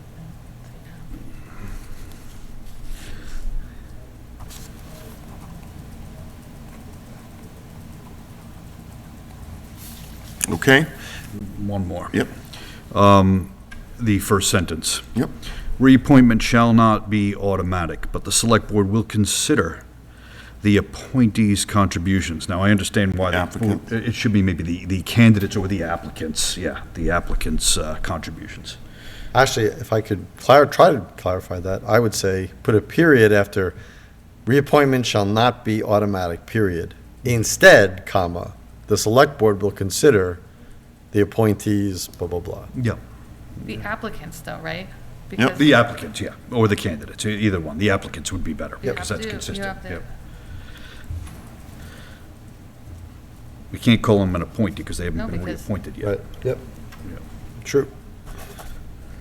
And you want to use the verbiage instead, or do you just So want to at- start with the select board will consider? Yeah, you could do that too. Yeah. Well, I think it's emphatic on the fact that it shall not be automatic, Yep, but it could start with just the. But okay, I think instead makes it more emphatic. okay. That's a cool word. Doesn't get enough Or use. rather is a cool word too. Rather is good. All right, fine. There's choices. This is like the SAT part of the select board meeting. Heather, you have something. Just the timeline Yes. within this paragraph, because the original doesn't have all these dates. Yep, this was discussed after the last Right. time we talked about it. I think that was Mr. So- Dwyer's suggestion, if I remember. Yeah, I just think the timeline may be tight for getting responses back, especially if you're saying by May 10th, we forward the reappointment application to another committee who may not meet for another month, and you're expecting them to have it back in 2 weeks, essentially. But they don't have to meet, it's just they're As all individuals. writing their own interactions with this appointment. Yeah. That's not how I interpret it, because That's how they're I a did it. multi-member body, so individual members are part of a body, a public body. Right, but the not- sentence, that's- officially, the sentence is not asking them to necessarily act as a body. Right. We're They're- sending the reappointment application to the other members of the multi-member body. But It's nowhere does it say that the body should review and respond. It's the Right. members that. It's an evaluation of what the member feels they contributed to the body, Right. right? By their peers. Right. Yeah, and their peers can choose to respond Right. or not, They don't have to have but it any- gives them right. 20 days to respond. Yeah, I think it maybe a little clarity there would be helpful for So interpretation. I do where- agree, it's long, and, yeah. So how do we clarify this sentence? So I'm looking at the second half of this. By May the 10th, the town manager's office will forward the reappointment applications to the other members of the multi-member body of which a resident is seeking appointment and request. Period. Period. Period. Period. All right, so how do we begin this last, because what comes after that would be some verbiage to start the sentence, but it's just going to say, and request a review and response relating to the appointment prior to June the 1st. And how about individual members of that multiple member body can submit their responses? Right. To clarify that it's individual members, that will be, Okay? By May 10th, period. So we're going to end that sentence at reappointment. individual members would be requested, whatever, review. And then add individual members. I could make a suggestion, Yes. but it'll sound more legalese than some people would want. Yeah, go for it. Bring it. Lose all about it. I would say, just to make it clear, so by May 10th, the town manager's office will forward the reappointment application to the other members of the multi-member body to which an applicant is seeking reappointment, wherein said members can provide their review and response relating to the appointment of the person prior to June 1st. All right, say that one more time. The wherein part. Wherein Wherein said members may provide their review and response relating to the appointment of the person prior to June 1st.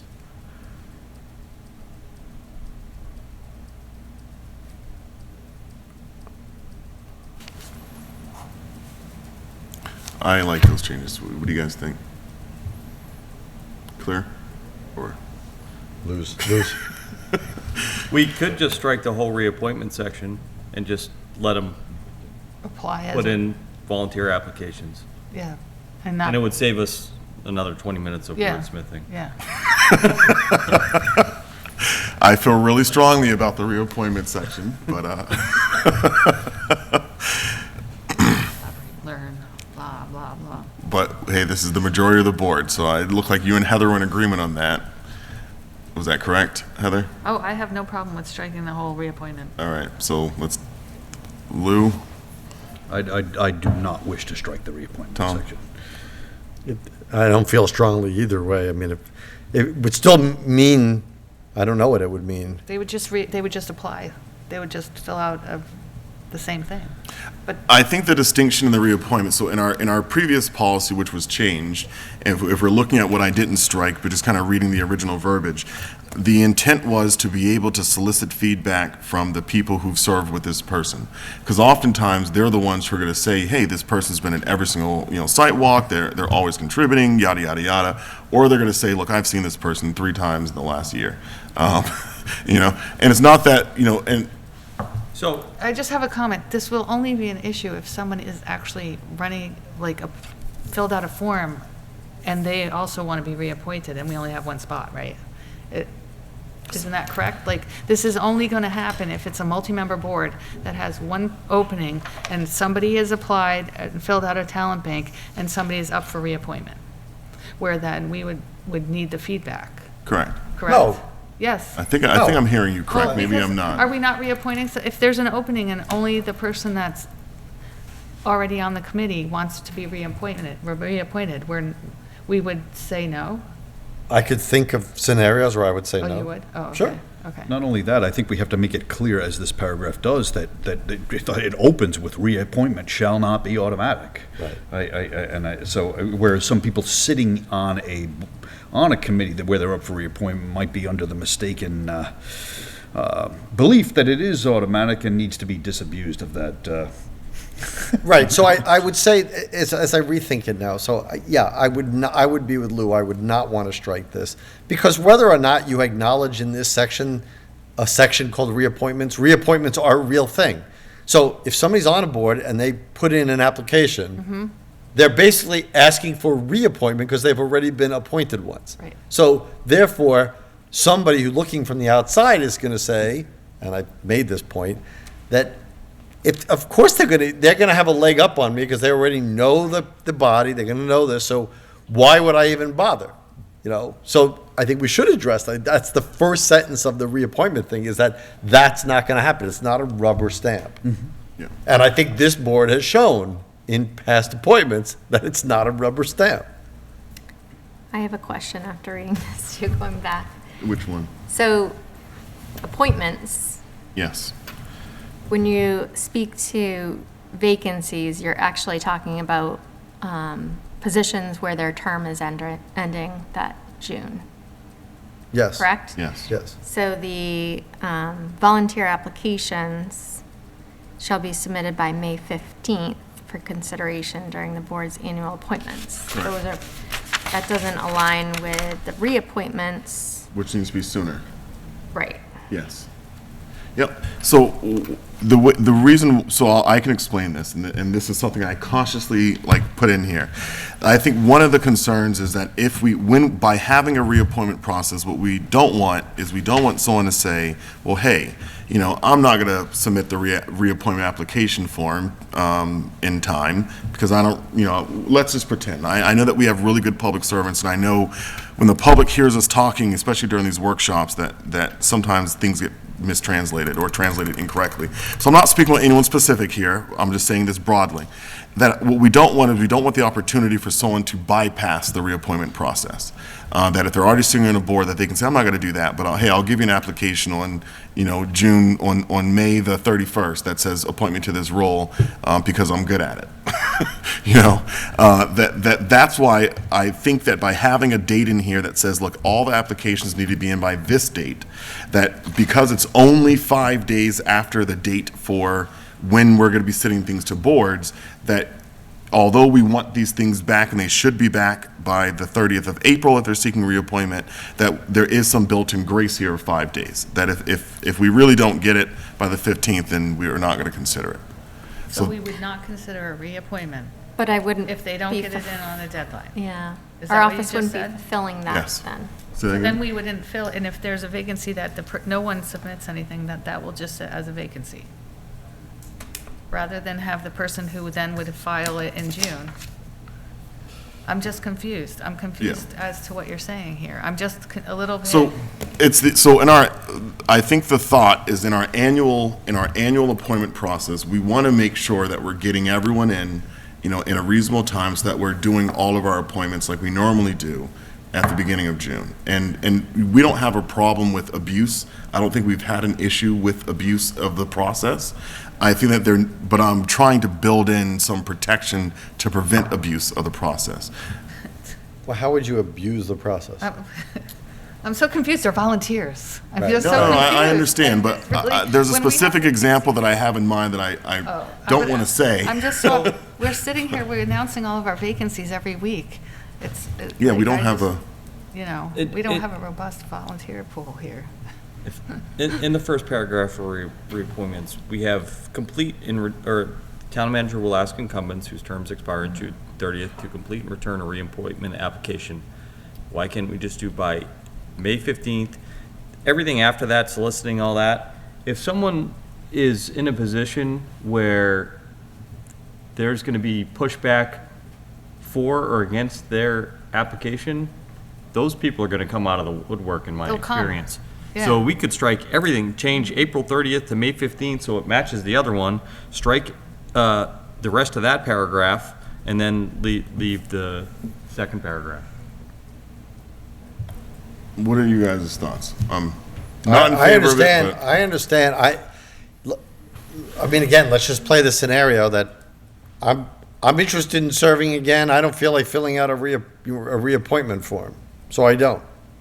So they don't get. So, and then I'll say, but I'm interested in reappointment. I mean, is the board not going to reappoint somebody for that? I think Ms. Roca's right. I mean, they're volunteer positions, and who are we benefiting, who are we spiting by doing that?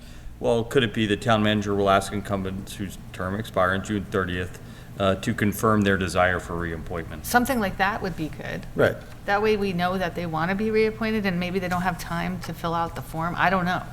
I was never a big fan of the reappointment form. That was by a prior Board of Selectmen member many years ago, who, again, I understand the intention is to seek out I get it. that person to, you want somebody Clarity. who's engaged, Right. right? But you just put another hurdle on my volunteering. Yeah. So I was always for, you just raise your hand and say, hey, can you let us know that you're intending on being reappointed? Right. And then we can notify those bodies. I still want to hear from the bodies, giving them a notification, say, listen, I'd love to hear from you. If they don't, it's not a requirement, but at least notify them that, hey, these members of your board are seeking reappointment, and if you want to provide any information, provide it. But that doesn't have to be a policy. That could be just something that Heather sends out as part of her. That could be a townwide email, here are the Right. appointments for all the boards. Right. And who's, You know, any feedback or what? and here's whose terms are Yeah. expiring. I'm for the proactive part of it. I mean, it doesn't involve a deadline. We don't even, it just say before, we don't even have to say by June 1st. You just say before the appointment process, you know, whatever. You just to notify them that, hey, this person on your board is looking at reappointment. If you want to tell us something, tell us something. If you don't, then don't. Okay, so what is this, what are your thoughts, Lou?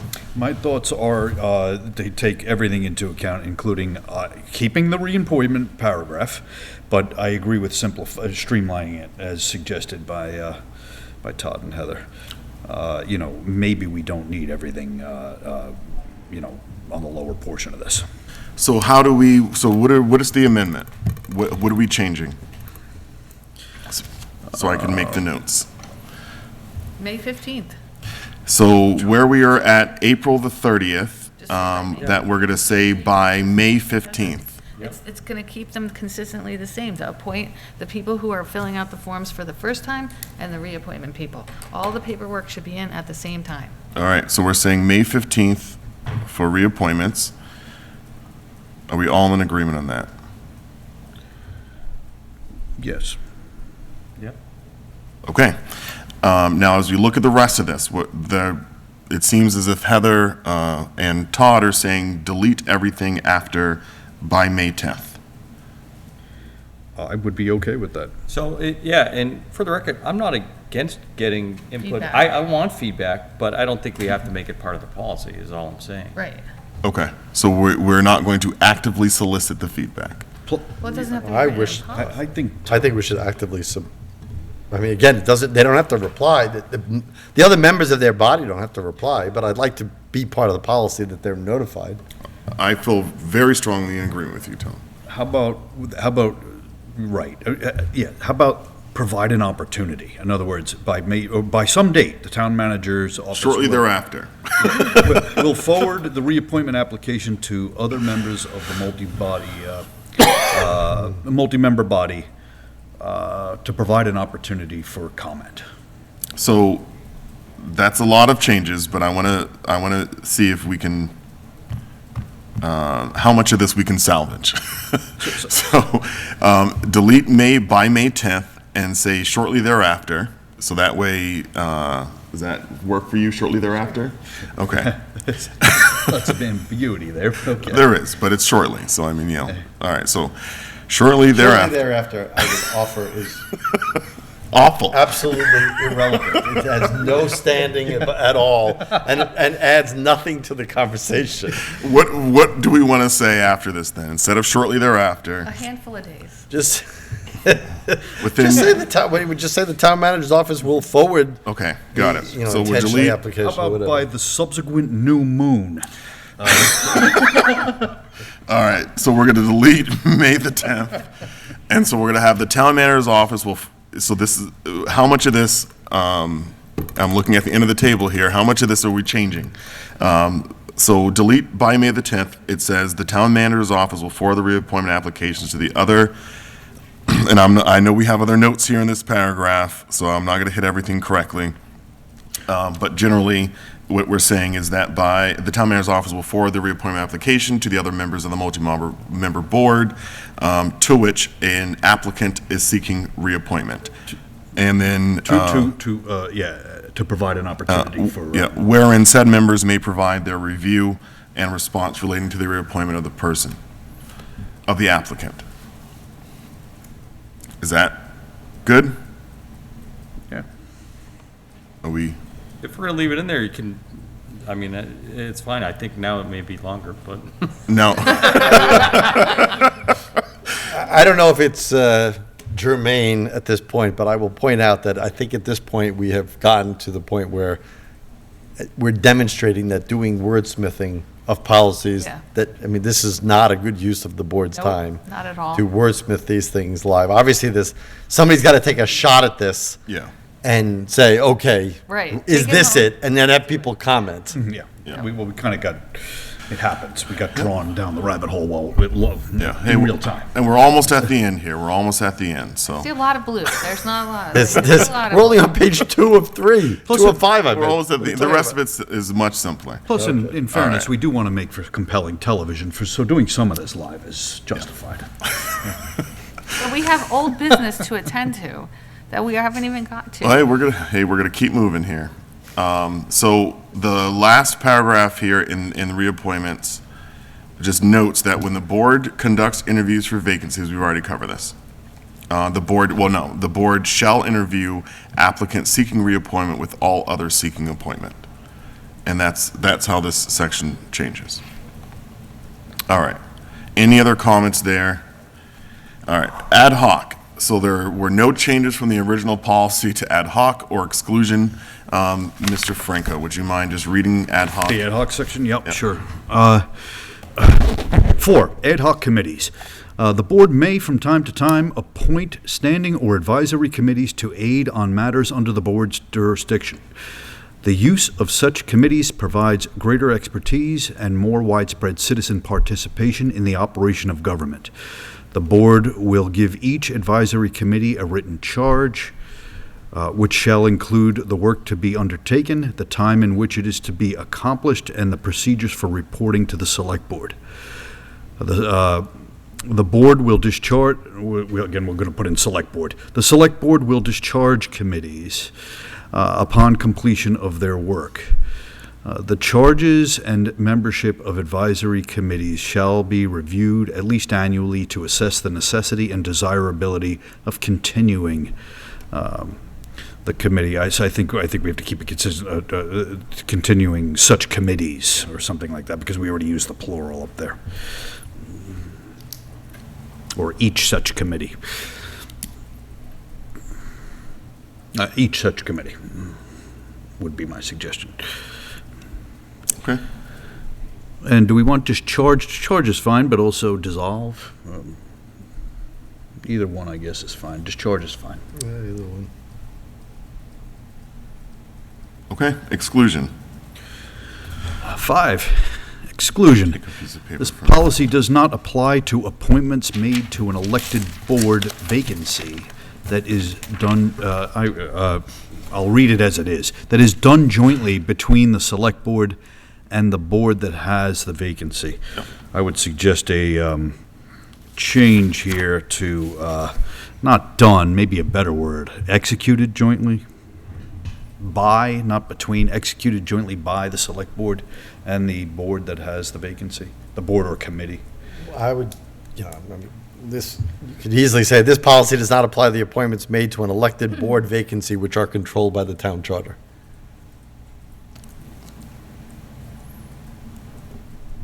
Yep, I like that.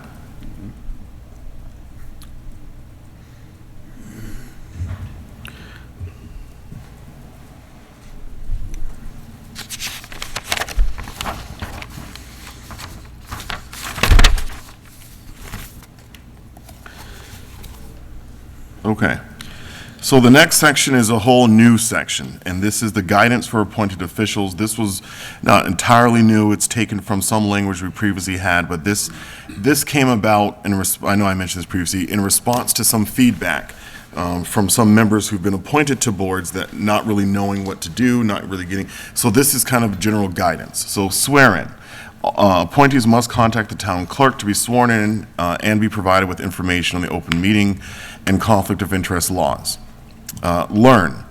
All appointees should familiarize themselves with the policies and procedures of the Select Board with attention to the procedural and operational policies identified in Articles 1 and 2. Appointees should also familiarize, I see an error.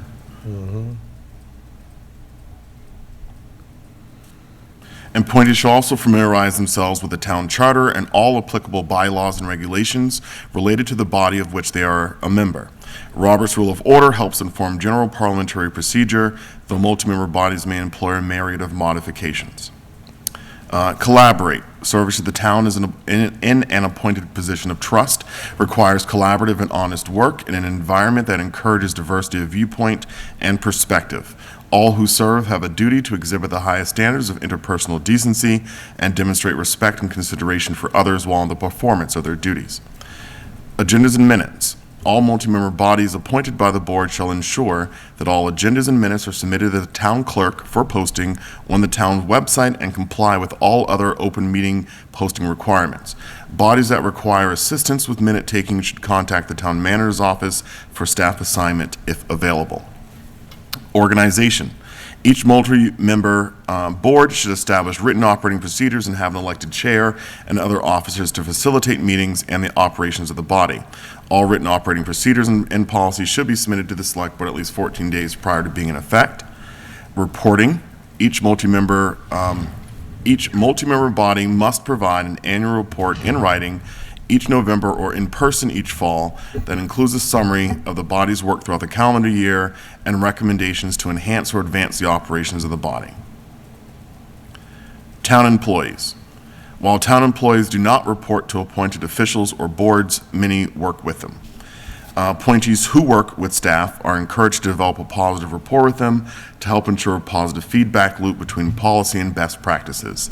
Ineffective professional relationships with staff should be addressed with the individual supervisor or the town manager. Removal. A decision to terminate an appointment may be made by a majority of the Select Board, subject to notice and right to be heard per the charter. And last time we discussed this, we didn't have any, there were a couple minor changes, but we were all pretty much in agreement with that language. Are there any changes today? Minor, Yep. up top, Robert's rules, rules should be rules, I believe. Got it. Yeah. No, he just had one. He just had one. Robert's only Yeah, had yeah, one, oh, yeah, one rule. yeah. I have a question for the town multiple manager in regards to the town employee section.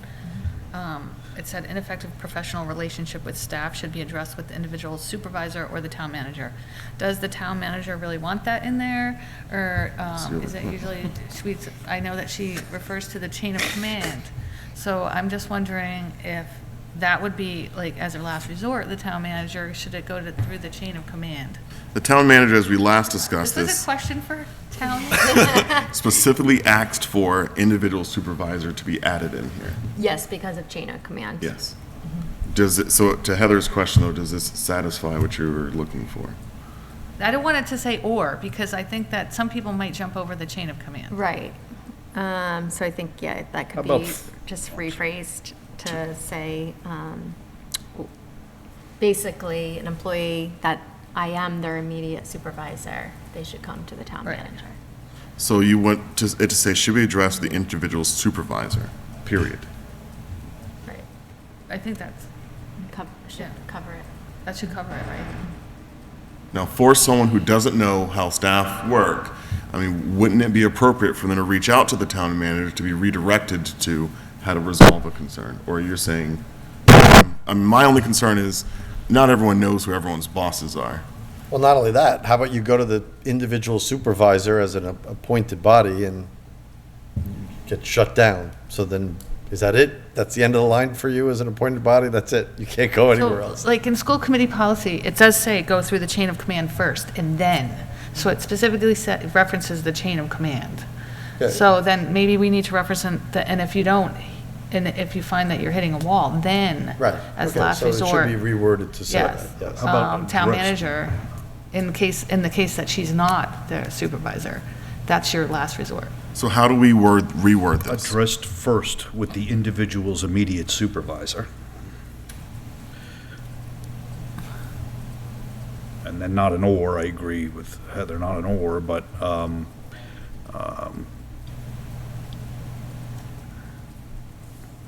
don't know how you Any write that. further escalation through the town manager's office. Right, All right, how about I rework this with Heather? okay. I'll rework this section with this last sentence with you. How about that? All right. Okay. Key dates. This was added in at the request.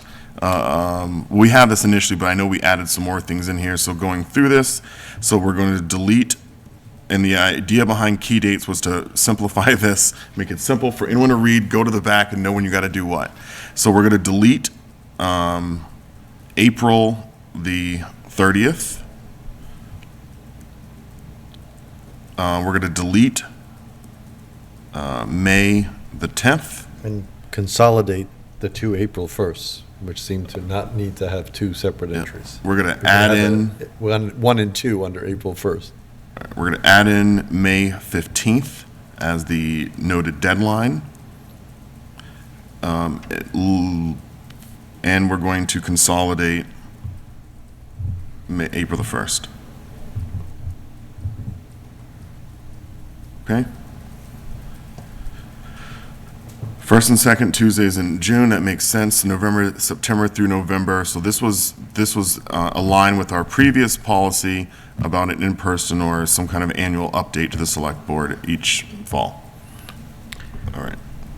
Any other changes? on the May 10th, I think that needs a little tweak now because we're no longer requesting review and response, but we are providing an opportunity for review and response from those multi-member bodies. I thought May 10th was taken I out. think he deleted May. Yeah, we deleted Oh, May you 10th. deleted May 10th? And then he entirely? added May Okay, 15th. all right. Yeah. Yeah, we added May 15th. Okay. Thank you, guys. Any other comments, questions? I know this was a little challenging, but it looks like next week we very well may be able to approve this. So that is good. All right. Annual license renewals, old business.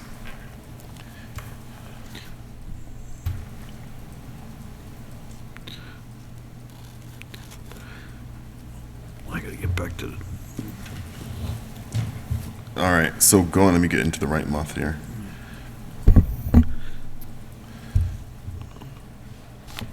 All right. Annual license renewals. So this is a continuation. So tonight, we are going to talk about the alcohol, basically alcohol licenses that are outstanding. I do want to start, though, with last week. We talked about a limousine company, and I know I was on the screen. I had commented on a P.O. box, and then we got we received some communication about the history there.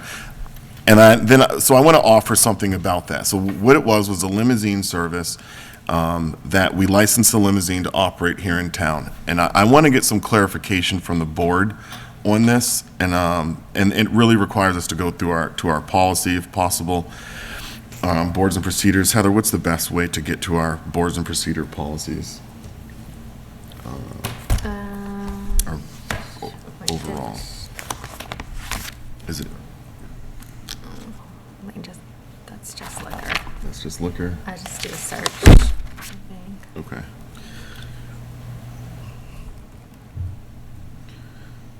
So while Heather's pulling that up, so my specific question was, so one of the limousine companies, looking them up, they're a Fitchburg-based company. They have been operating out of Fitchburg for several years. They do not have a residence here in Lunenburg. They do not have a location here in Lunenburg. They do not otherwise pay any taxes here in Lunenburg. Now, our policy does say, and I want us to pull it up, and it's section 4 of the policies. We might need to go into, do we have Chrome on these?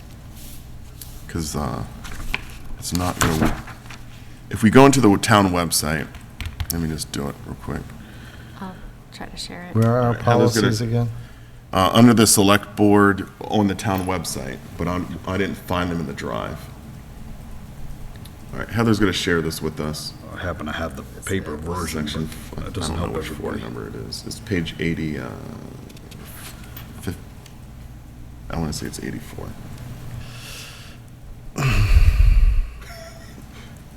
Not 84. Okay, and what is our, which policy is it? You know the section? Limousine. Yep, so limousine, section 14.18. And I know Heather's... Four, oh, yeah. 4.18. 6, yeah. And Heather's about to share this on the screen with us here. I don't know if anyone could read that that far. 4.18 at 84. So what I like to get clarification on is, as we look through this policy, what we say in the second paragraph, that a person wishing to operate, well, we'll read a person wishing to operate a limousine service strictly on a door-to-door basis, no scheduled line runs, must apply for a municipal license. The license fee shall be in accordance with the current fee schedule. Applicants must conform to applicable regulations in each city or town they wish to operate. Then the second one notes that a person wishing to operate any type of charter, which I don't think is the case here, charter limousine service, in addition to door service, must have a DPU permit, which wasn't really what was before us. A person applying in Lunenburg must first obtain a use and sign permit from the building inspector for permission to operate businesses from home or whatever location is used.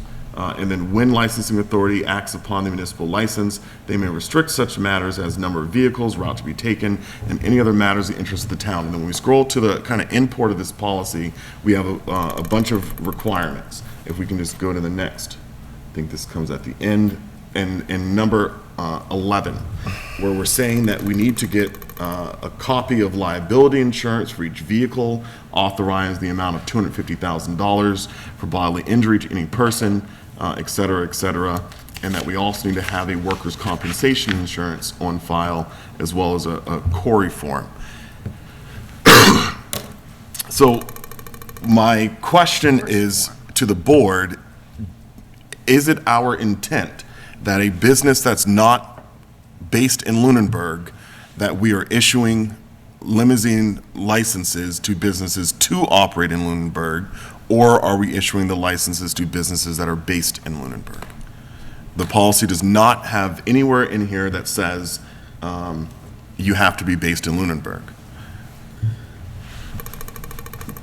Right, so barring any constraint that says they don't have to be in Lunenburg, I don't see why I would act as a member to deny them the application, especially since they used to be, and they have been, and they're operating in here, although the vehicle may be out of here. I don't see any reason given here that would lead me to a denial.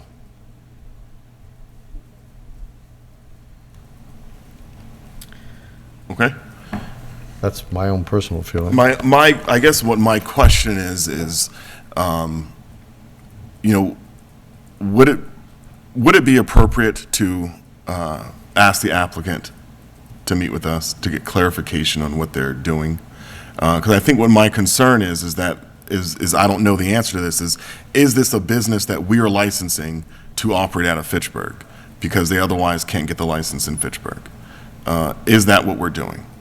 And if we are doing that, I don't think that that's appropriate. Or are we taking a business that's already licensed in Fitchburg and saying, hey, you're also licensed to operate here?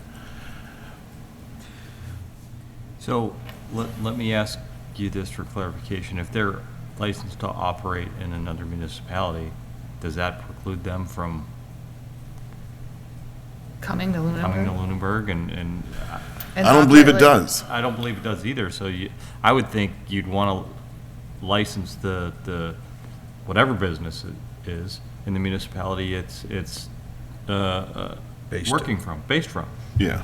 So if they're not based in Lunenburg, I tend to fall in that we shouldn't license them. I think it does mean they have to have a license to operate if they're That's conducting what I, like- business in town. Right. It sounds like they would have to have a license if they went to Sterling too, or, right? Right. No? Right? And then they have to, all the general rules, they have to have a Corey on file, do they, like, all of these other things filed? Yep. Have part they of the fulfilled requirements. all those? Well, the last sentence of the first paragraph says, applicant must conform to applicable regulations in each city or town they wish to operate. Yeah. I don't know what that means. I mean, if you operate a car service or a limousine service and you're in town X, and would you have to, if you want to choose all your abutting towns, would you have to get a license at all of them? I find it hardly unlikely. Yeah, I think that's true. I mean, like, yeah, let's say you are running from here to Logan, for example. Do you have to have a license? It does, it says the in every s- DPU permit. You Yeah, have well, to- yeah, it that- says all right. right specifically about Logan. No, I know. That's yeah, if no, you're doing why I'm using using Passport it. license for But, Yeah. the. but let, right, Yeah, but and let's then other just, permit I mean, for you are, charter. do you have to have a license in every town you're driving that limousine through because you're think operating? It's the people you're Catering to. catering to. So I would like to get some clarification of, is this business licensed somewhere else? Yeah, Or is it just here in Lunenburg and they're just operating in? Well, it says they have to have a DPU permit, That's if they're doing a permanent shuttle type service to back and forth to Logan. scheduled runs to the airport, hotels, et Yeah, cetera. that's if it's like scheduled, if they have like a daily route, hey, every day at 11 o'clock, shuttle leaves from here, goes to Logan. What exactly are we trying to safeguard here? I mean, this I is don't this is a understand. limousine service that's operated in town and used to have a site in town Right. until like recently. Yeah. And 4 then years they ago. lost their ability to do that, so he put it as a PO and asked us about it. Yep. And it was we've been approved. giving him a license every year. Why am I looking to give him a hard time? I guess what I'd like to understand, well, that was 4 years ago, and I read the dialogue that you know, of what was going 4 years ago. If that came before me now, I would say no. I'd say that our authority to issue licenses is within the boundaries of the town of Lunenburg. So we don't have the right to license a business to operate out of Fitchburg. And I would like to get some clarity of, are we licensing a limousine service who's not otherwise licensed in Fitchburg, where they're actually based out of? So how do we get this, could we just ask the city of Fitchburg the question of, is that company licensed in Fitchburg for limousine service? And if the answer is yes, I think my question or concern is over. But then it seems like they're just covering their bases and making sure that they're doing this everywhere. But if the answer is no, then I have a problem with us giving a license to a company that's not actually in Lunenburg. Well, if they're based in Fitchburg or any other municipality, and that's where they're based, and they're operating in Lunenburg, there should be nothing that would preclude them from operating in Lunenburg for, their customers, I would think. So if we get clarification from the applicant, it's, where are you based out of? I'm based out of Fitchburg, I'm based out of Leominster, whatever, saying, well, we're gonna save you some money, you don't need to do this. Yeah. And if they're trying to use our application to evade a more onerous licensing process than another municipality, that's not something we should be party to. Yeah. Okay. I concur. Did we not approve this last time? We did approve it. We did approve last week. So I think at this point, it's just a question, it seems. Are you looking them up, seeing whether? I looked them up on their website. No, Oh. I was looking up Mass General Law, because Okay. I think that's gonna tell you the requirements of getting licensure in each town that you are picking up people at their residences, and that's why they wanna know, certain situations, vehicle registrations, or a quarry. Yeah. Okay. So we'll work on those clarifications. But again, we did issue the license. That was just a point of clarification. We do have some annual license with alcohol. So if we can go to our Google Drive. Annual license renewals for December the 13th. I think there's going to be some discussion on this. So why don't we just go ahead and get to the discussion? So we have 3 licenses that are up for renewal. We have Carol A. Baker and Henry A. Baker operating as Baker's Whalen Variety at 423 Electric Avenue. And this is a package store wine and malt license. And then we have J.K. Waterfront, Inc., operating as On the Rocks at 96 Lakefront Drive. And this is a restaurant, all alcohol. And we have AAG LLC operating as Kindred Spirits at 324 Electric Avenue, number 4, and this is a restaurant, all alcohol. Are there any questions, concerns on any of the matters, any of the license renewals in front of us? Yes. Okay. At least for discussion purposes. Let's take the Bakers one first. Yep. Apparently, there's a standing policy that if you don't have a certificate of good standing, the select board isn't going to issue a license, or they're going to require a certificate of good standing to issue a license. Now, I asked Heather this before the meeting, just so I had clarity. There is, I think so far, zero precedent of anyone having, tell me if I say anything wrong here. I think there's so far zero precedent since 2018 of a select board, a previous incarnation of the select board, or certainly I know this one, denying license for lack of a certificate of good standing based on, say, this tax issue. If there had been precedent for denial, then I would absolutely say that we have to deny just based on that, just for the consistency and to keep a consistency in precedent. But there is no precedent right now. And I would say that there is also no policy.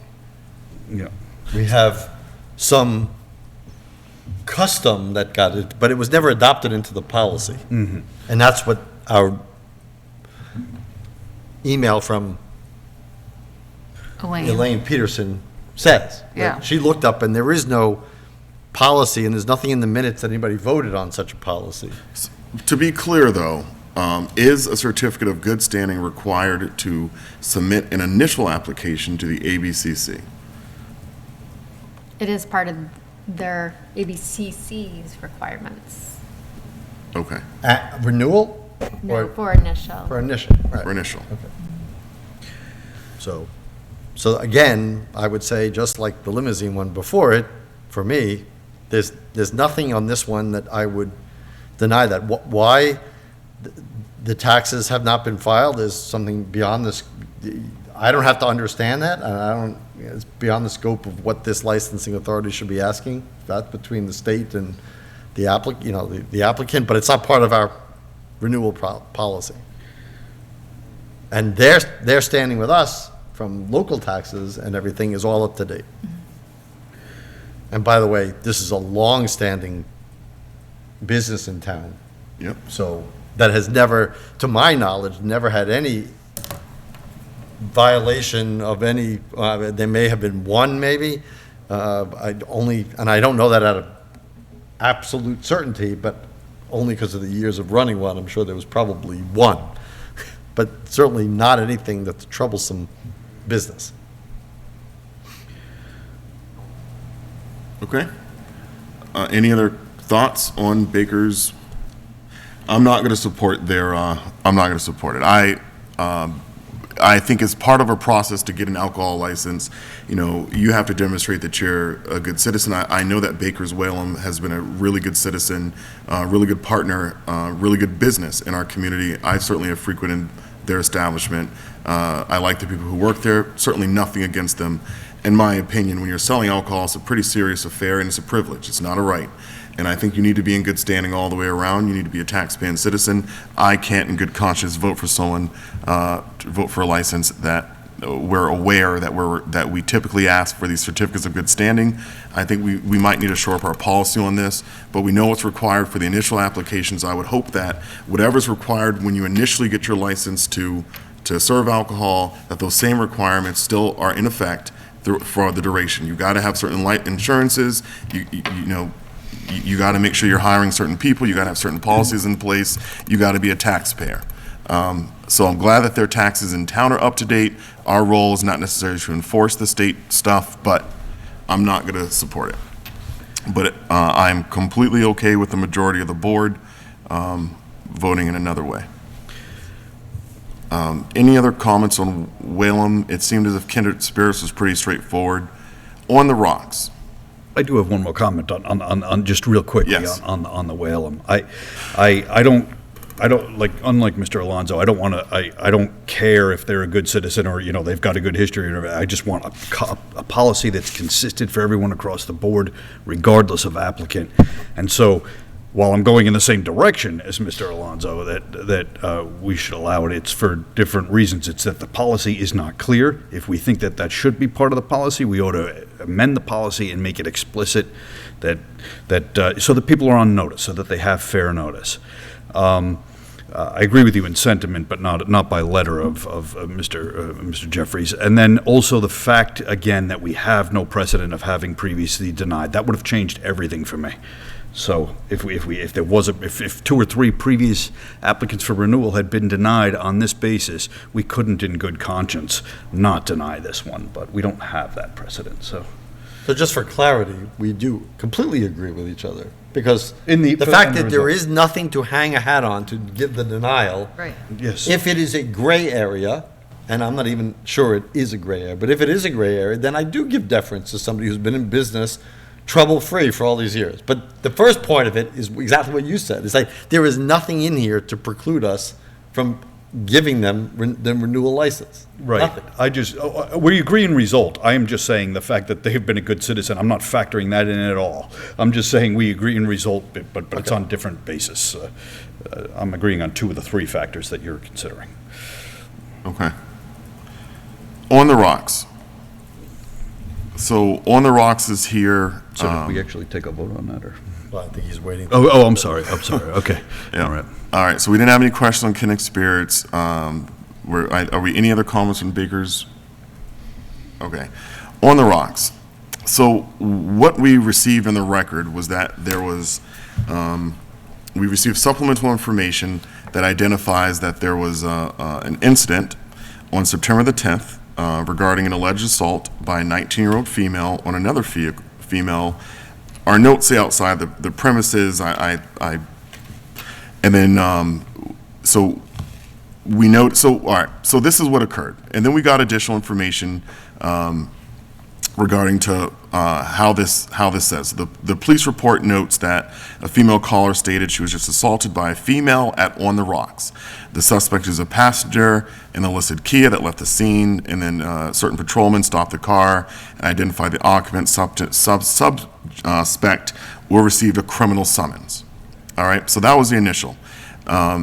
What we have in our notes, from the chief of police, and also note that,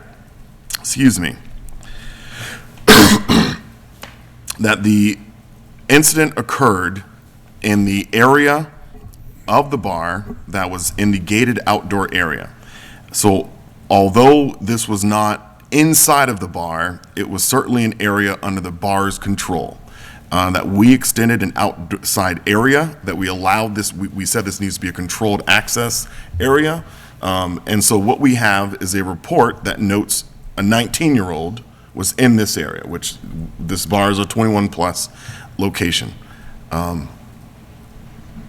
My concerns are twofold. Number one is, when On the Rocks was before us last year, we identified to the town manager at that time, to the chief of police, that if there are any more issues with any more potential violations related to alcohol licenses, that we need to be informed right away. And having a 19-year-old inside of a bar, intoxicated, and assaulting someone, to me is an incident that should have been reported right away. We should have heard about this in September, not in December. So that's my first concern with this. My second concern is a 19-year-old, again, for On the Rocks, being inside of their bar area. How did that happen? And we had an issue with On the Rocks last year about staying late, about serving, about fights. So can you point out where it says the 19-year-old was intoxicated? I Right. can't, I was I was just gonna gonna ask the ask same that, thing. I because don't I think can't it says find that that. at all. It doesn't say it. It doesn't say that. And what I asked Elaine to look into as well, so this On the Rocks has a common victualler license, so they serve food, so it's not strictly a bar. It's like Embers. So a down the street. 19-year-old can be there. Right. An establishment that serves food. Then why do they have bouncers and check IDs at the door and have a policy, as I remember them coming before us with, that identifies that it was a 21-plus establishment? Do we have the policy that they submitted to us? 'Cause I'm pretty sure that was one of their things that they had said.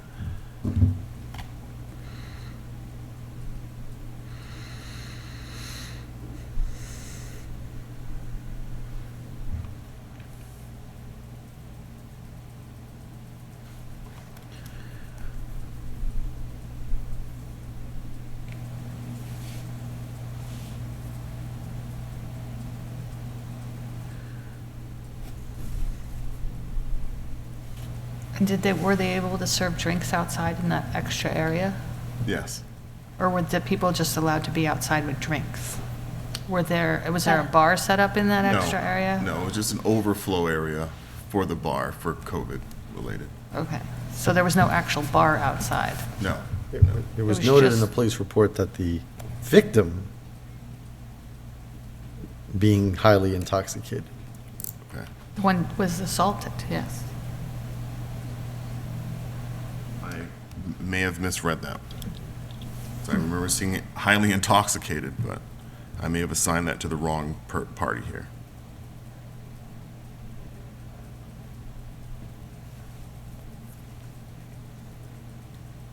Any other thoughts on the board, comments?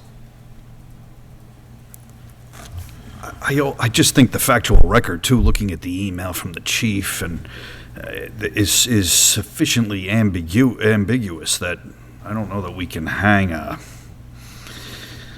any kind of like basis for sanctions on this record. Agreed. Is this the only incident that occurred? There was the police log from last week Yeah, that oh, was in okay. there. Let me look and see. There are there was a verbal altercation that they noted. Okay. and a credit card not being allowed that they noted, so. But this incident had nothing to do with the use of alcohol. It was a physical area, yeah. altercation, not Yeah. anything. There was no indication that she was or wasn't served Right. anything, alcohol or food or anything. She could have just walked up into the area She could have. because it was outside. Yep.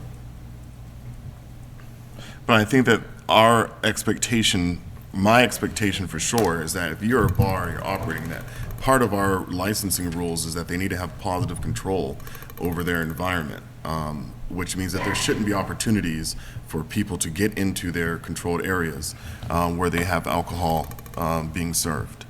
So, all right. So those are my concerns on those two. I think we know where I'm headed. If we can take these individually, that would be ideal. Is there a motion for Baker's Whalum variety? And this is to approve Move that we the- approve the license. Let me get it up here. Hold on a second. Yep. Move that we approve the license for Carol A. Baker and Henry A. Baker doing business as Baker's Whalum Variety at 423 Electric Ave for a package store wine and malt license. Second. All right, any additional discussion? As many as are in favor of the motion, please say aye. Aye. Those opposed, no. No. The motion passes 4-1. Is there a motion for On the Rocks?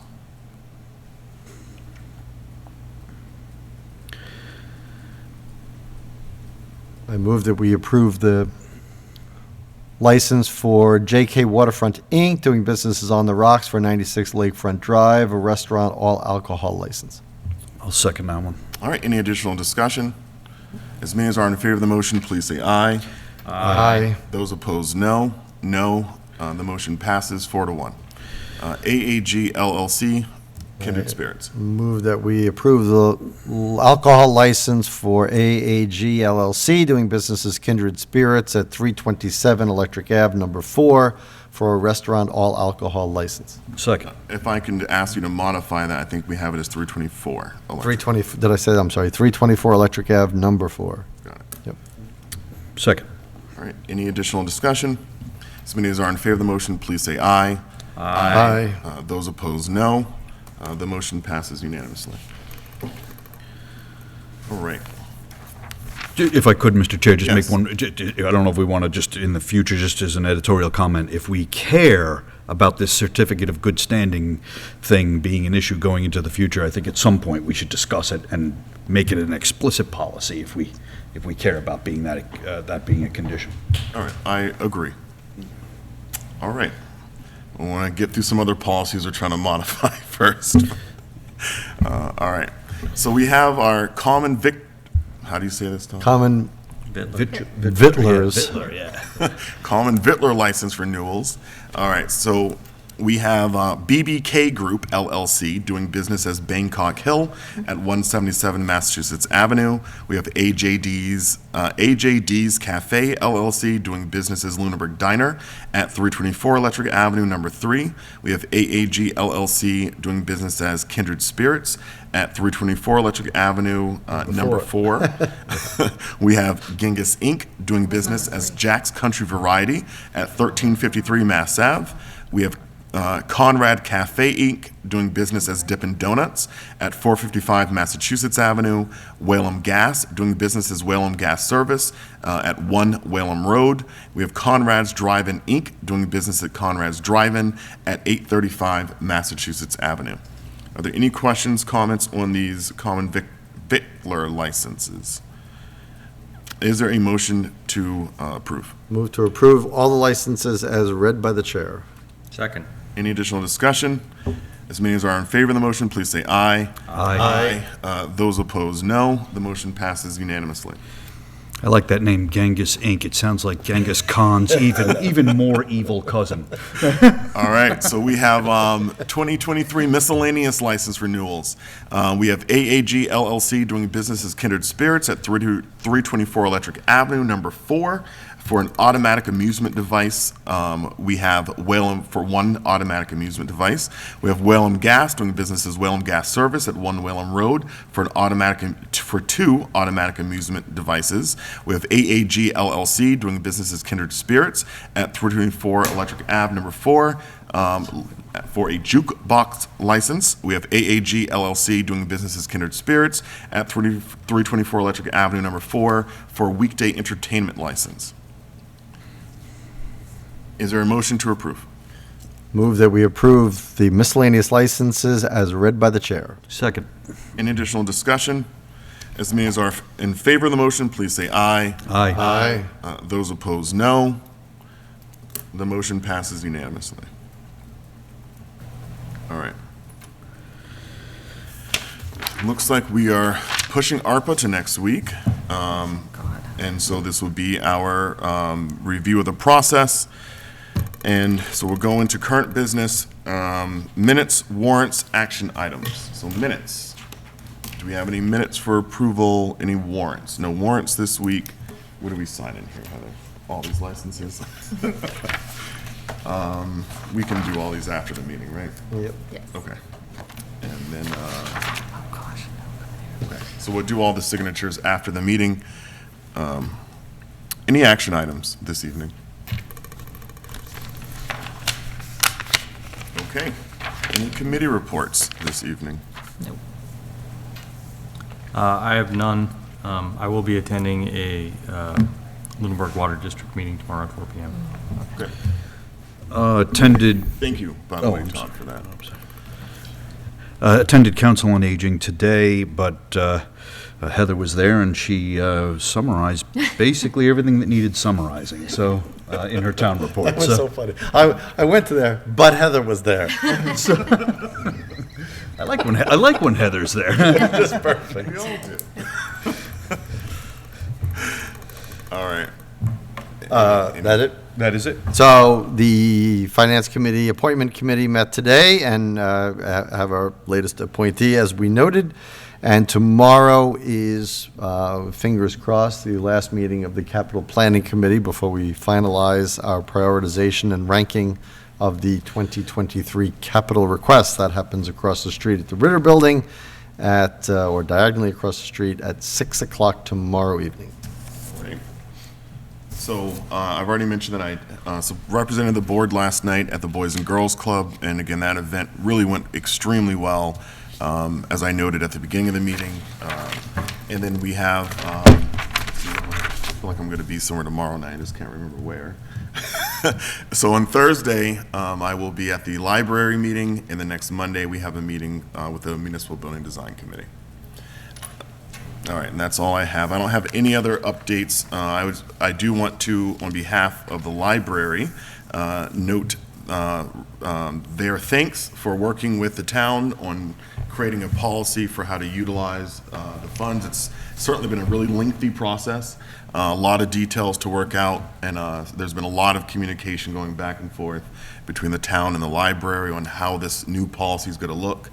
So really just want to commend all the efforts, Harry Kubetz for the library really spearheading this, and then also Mylene and Heather on our side, on the town, this side.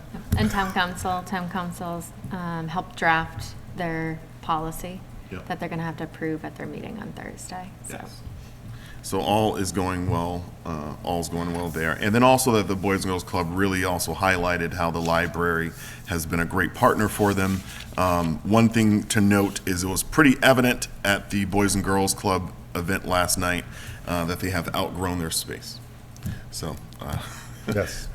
it was pretty evident. I had hoped to get there, but I have to apologize to Michelle for not being able to get there. All right.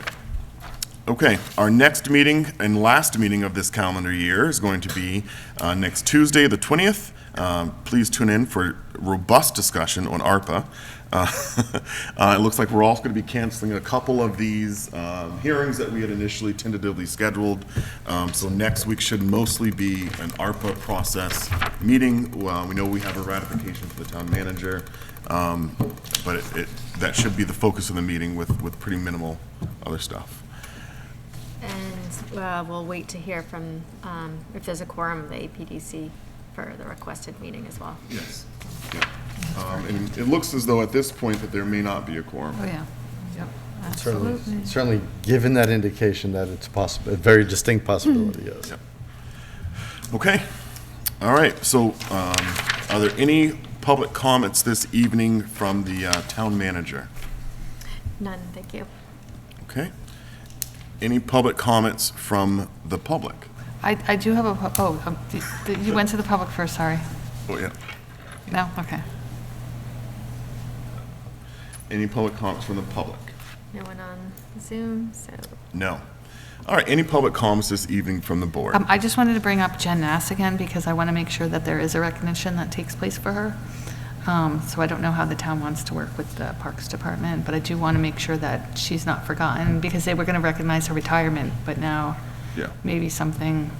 Well, one thing I would like to see if we can do and work with the Parks Commission, commissioners on, I mean, there should be some kind of dedication Of at something. the town beach of her years of service. I mean, Right. 35 years is a long Yeah. time.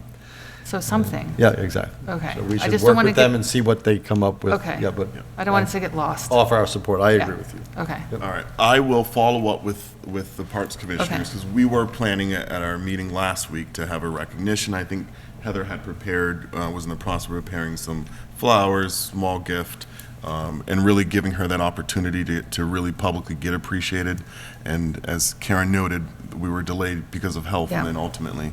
So I will reach back out to the Parks Commissioners Okay. and work with them to see what we can do to memorialize and really recognize. Okay. All right, any other requests? Selectwoman Soroka? Nope. Selectman Dwyer? Nope. Selectman Franco? No, thank you. Selectman Alonso, and none for myself. All right. So thank everyone for another good, productive meeting. I know, as I said at the start of this, that workshops are often a little challenging to watch, I'm sure, because they're a little more tedious of us trying to work through certain things. And we do kind of clear our schedule a little bit more for these workshop meetings to be able to have these kinds of discussions. But I did hear the feedback tonight that I think that as we go forward, Tom, I think that, it may be a better way to kind of solicit feedback from the board and then kind of do a compilation or. Yeah, at some point, I mean, it's okay to go through it, but when it got mired that we were doing a whole rewrite of a paragraph, we'd be like, you know what, somebody take a shot at this. And if you change a word here and there, that's one thing, but when you're wholesale writing it, Yeah. it's hard. All right. Okay, that ends our public comments. Is there a motion to adjourn? So moved. Is there a second? Second. As many as are in favor of the motion, please say aye. Aye. Those opposed, no. The time is now 9:39. We are adjourned. For those at home, we hope you have a wonderful evening and look forward to you joining us next week, same time. Have a good night. Good night.